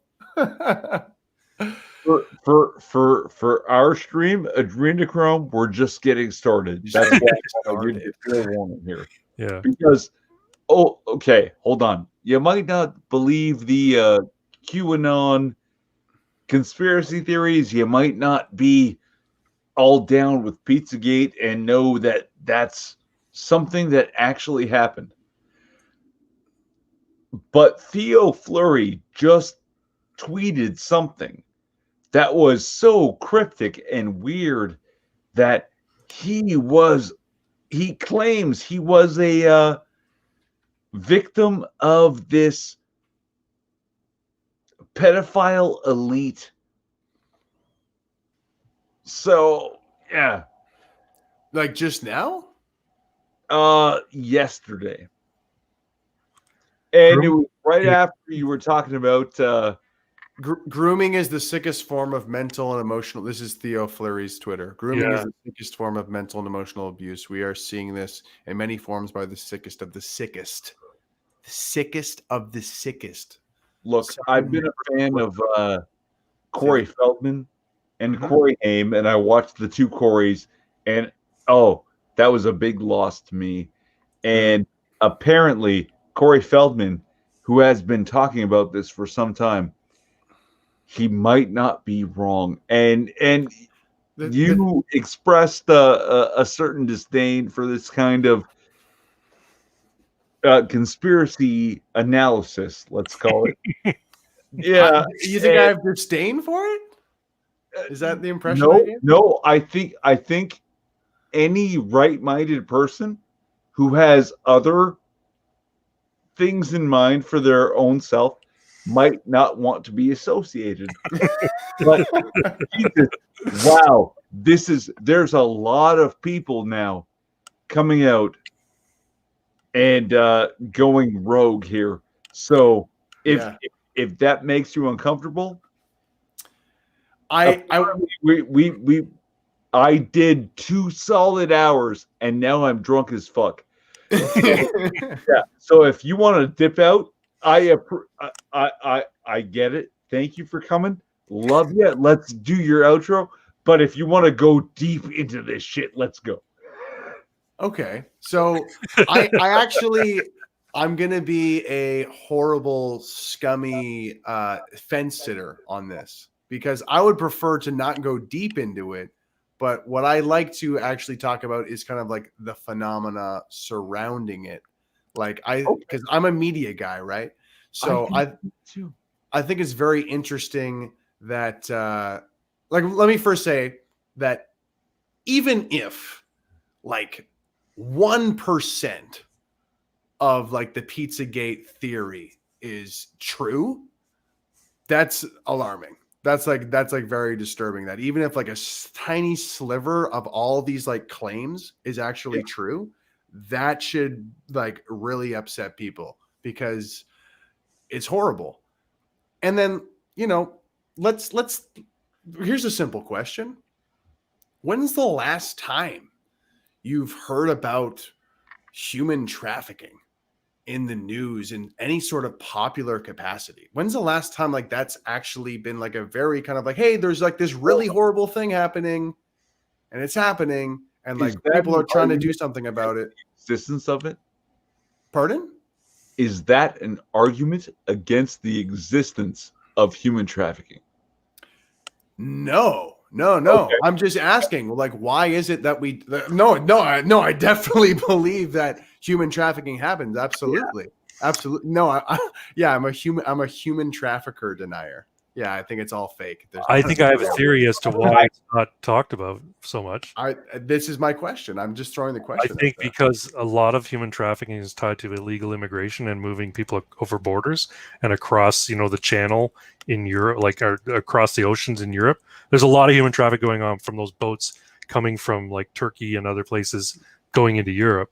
Mm-hmm.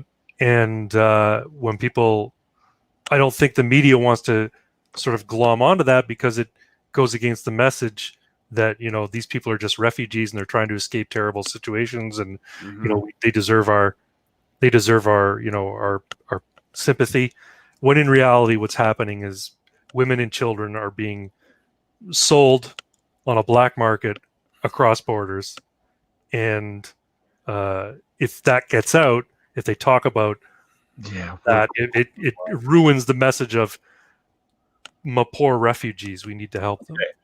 Hold on.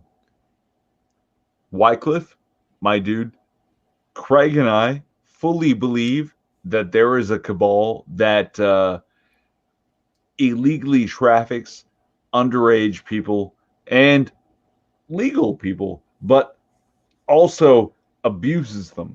We're on that tip. So if you want the fully believe, Irving, I gotta qualify that. Fully believe, I wouldn't say I fully believe it. I am open to the idea that it's true.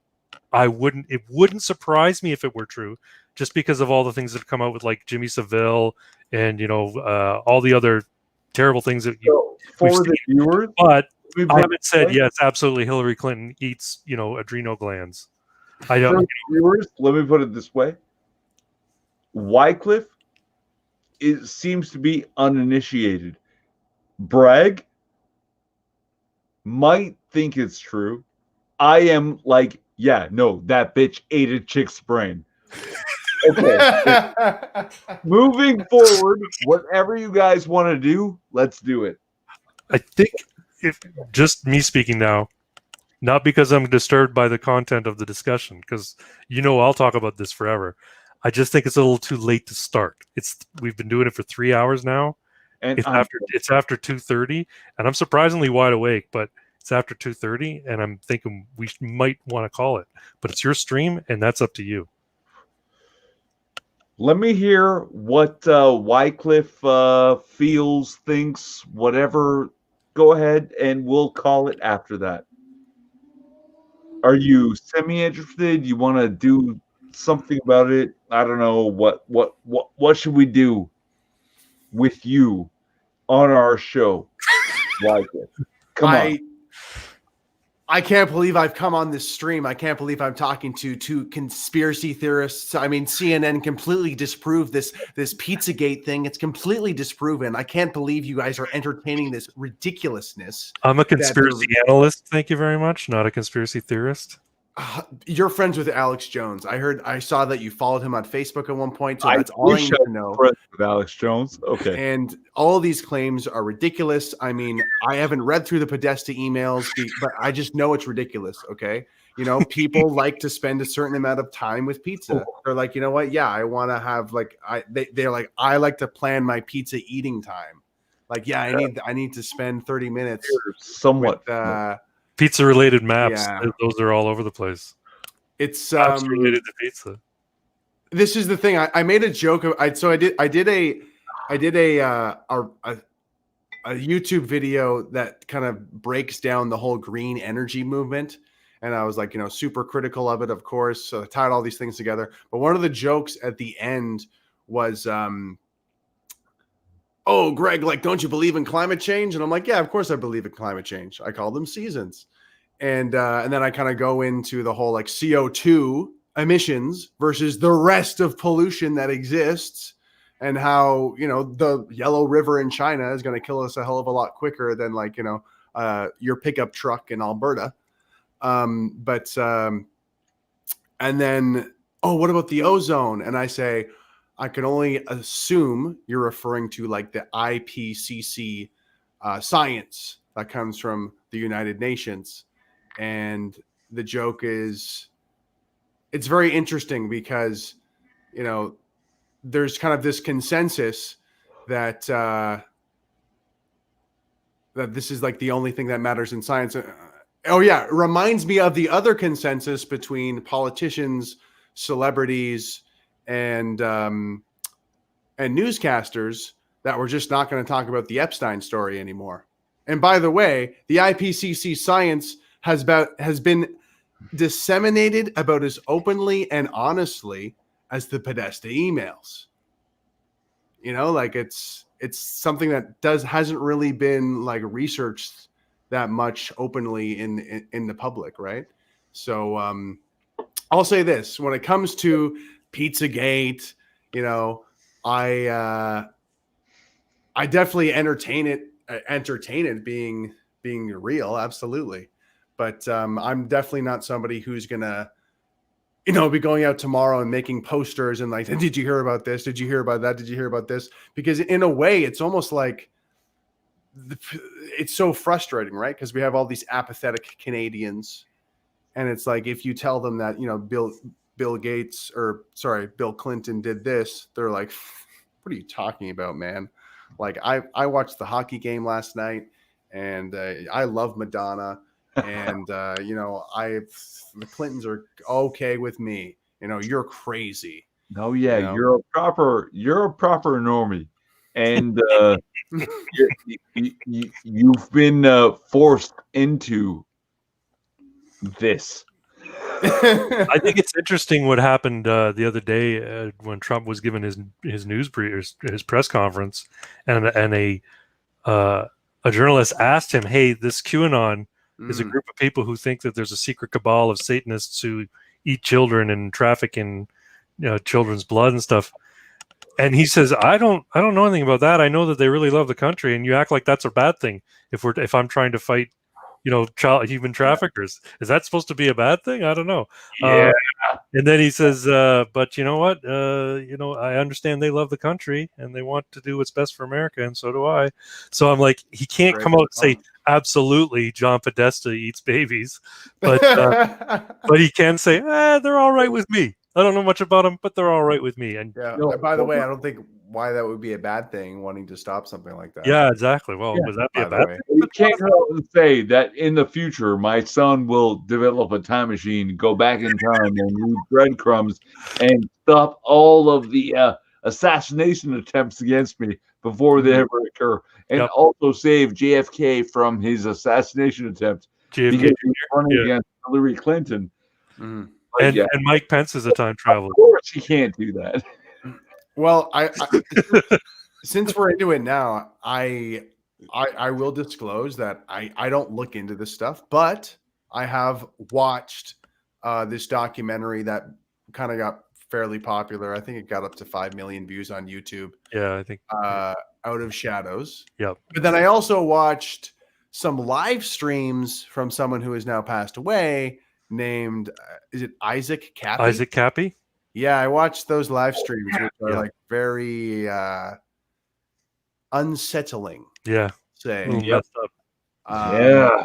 There's another Canadian YouTuber called Truth Factory. Her icon is like a little gray cat. Okay. And she digs deep into Pizzagate and the whole thing as well. She's actually a really good contributor. I'd love to talk to her one time on a live stream, but Should get her on. yeah, if I can. She's a big channel though. She's pretty big. Like Truth Cat. Truth Factory. Oh, Truth Factory. But she might be called Fine. Truth Cat on Twitter. I follow her. I know that. Oh, nice. Yeah, 148. Truth Factory Cat. Yeah, she's got a good YouTube channel as well. Yeah. But anyway, she's got some really good videos on it. It's worth watching. Yeah, I mean, I think the way in which Trump has used Q people to like be part of his base is super smart. And I think there's an opportunity to do that in Canada. But I think generally, because this is kind of back to the emotional part, right? Like this, like watching these documentaries, like hearing about even the possibility of this stuff, it gets your blood pumping, gets you really kind of like worked up. Like, what is this? This is unacceptable. And it's a powerful thing. That's a very powerful thing. And is something that's definitely needed. There was a big QAnon.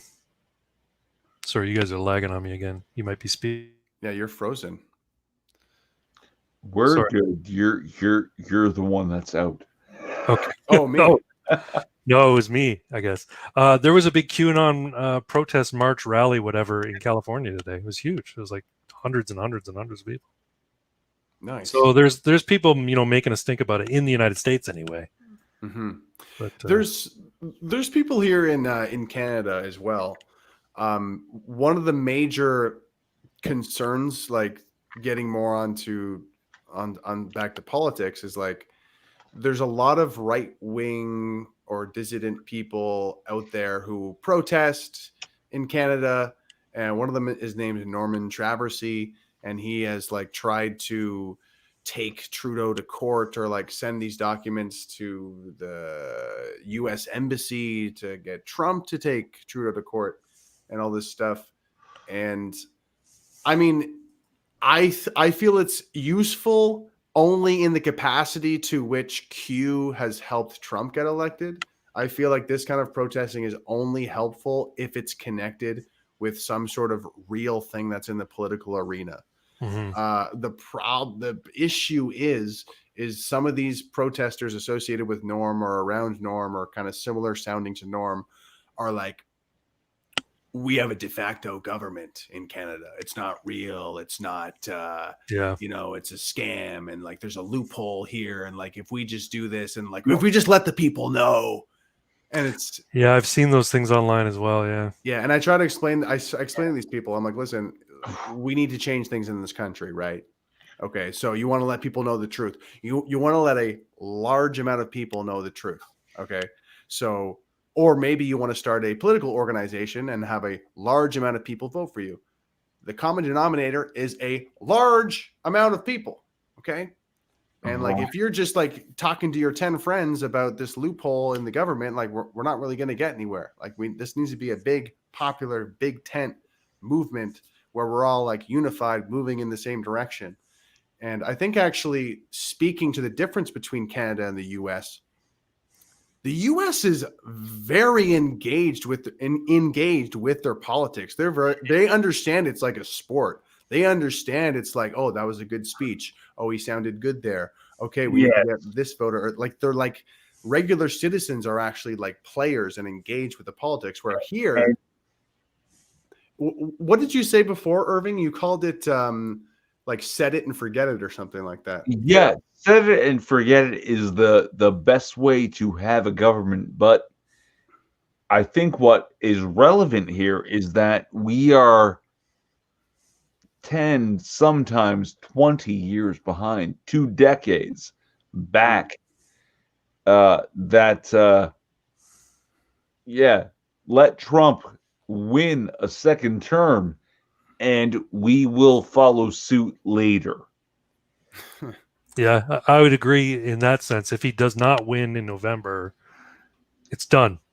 Basically, populism will diminish. It'll fizzle out. No, sorry, individualism will end. No, I mean you won't see a like globalism will become the basically Yep. the way of things. Yeah. You know, right now nationalism is, you know, sort of rising up in certain places. UK, United States, Brazil. But if Trump doesn't win in November, I think it'll all just fizzle out. But I could be wrong. I don't know. I think there's a lot of other like people who have been woken up, and I think Trump's inspired a lot of people, just like, you know, Maxime Bernier's inspired a lot of people here in Canada. So I think, you know, I think there's hope for new waves of nationalism manifesting in different ways. I like to hope so too. My concern is it's just the sheer size of the globalist movement and how everybody, like you said, is sort of just apathetic and they'll just let it roll over them. And and 10 years from now, they won't realize that they're living in like what essentially amounts to a one world government. Even if they still have, you know, heads of state, everyone will be beholden to this one world government. Yeah, and I think where it's relevant for this conversation, things like Q is only useful, like the whole protest associated with Q is like only like useful when it's like directed in a positive direction towards like supporting Trump, for example. Mm-hmm. And if we can do that in Canada, that'd be awesome. That'd be really great, because right now what I've kind of concluded, nobody has a long-term planning in Canada when it comes to politics who is not a globalist. The only people who have a long-term plan in Canadian politics are various globalists in various different globalist political parties. You know, like everybody else who's not a globalist, they've in terms of having a long-term plan. I'm hoping the PPC is going to come up with something soon, but it's like, what's the long-term? What's the play here, guys? What's the Yeah, you're right. I think they just have the idea of, well, if we can get control, everything will be, you know, shiny roses and everything, right? But and the thing is with the globalists, their plan, their long-term plan, it was written decades ago, and it comes down from on high, and they basically just have to follow a paint by numbers. Yeah. We have a lot on our side, though. Like we have truth on our side. We have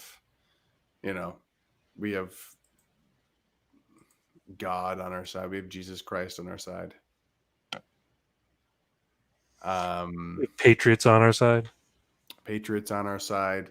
And this is the thing, like it's a very old term, red pill, but it is a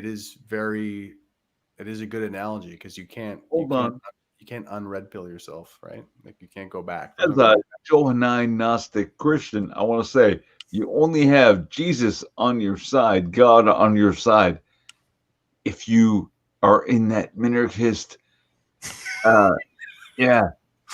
minarchist libertarian minority, right?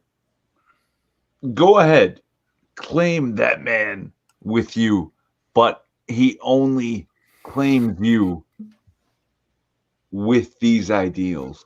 So be careful. how you sell it. That's all. Fair. I think I'm gonna head out.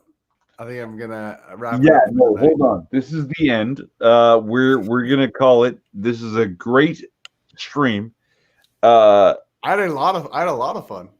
Same. It was great. Oh, Great. yeah. Great chatting with you guys. And the reason I do have to go is I feel like the sign was You just lit your filter. Oh no, you didn't. Okay, I thought you lit the filter. Not that drunk. I just look over at Irving's like camera and he's doing one of these, the one eye open, the good old These normally run 2 hours, and he's pretty sloppy by the end of 2 hours. But we're at 3 something now. And are we really? This 3 hours stream. Oh 3 yeah, hours, 19 minutes. Okay, hold on. I'm done. It seems we're done. Wycliffe, sell your things. Let's shill you out at your YouTube, your Twitter. What do you got going on? Yeah, I make YouTube content on YouTube. My name is Greg Wycliffe, and I do music videos. I do parodies. I do this little like kind of news show like John Oliver, but it's called Canada Now, where I try to focus on Canadian news and make jokes about it. I'm hoping to hit more open mics actually in real life, IRL, and do some actual like stand-up comedy. But yeah, if you want to follow me on Twitter, it's GDub with 2 D's, as in like double D's. So GDDUB. And I feel uncomfortable plugging myself. That's it. That's what you wait around for. Yeah. You'll either like it or you won't. You'll either look for it or you won't. I don't know. Thanks for having me. Thanks so much, Irving. Great to meet you, Craig. Thank you for coming, really. Stick around for a minute. We're going to sell Craig, and we should talk after. For sure. Craig. Yeah, me? Yeah. What are you doing? I'm Craig Bragg. I'm a YouTuber. I do stuff in my car mainly, and I do live streams with Irving pretty regularly. You can find me on Twitter at BraggCD, and I just put in the chat, I have a Redbubble store now. I don't know why. I don't have any followers for a Redbubble store. I only have 2 designs on it right now, but I'll add more. Not because I'm trying to make money. I just thought it'd be fun to do a Redbubble store. So yeah, you can check it out there. I put the link in the chat. So, but yeah, check me out on Twitter and YouTube. And as Irving says, I'm the calmer, more sober version of Irving Twin. Yes, 100%. And thank you for coming. Too kind. We really appreciate your viewership, and we will see you in the next one, mine or Craig's, or now Wycliffe's. Good night, guys. Have a good one. Hail Sigmar.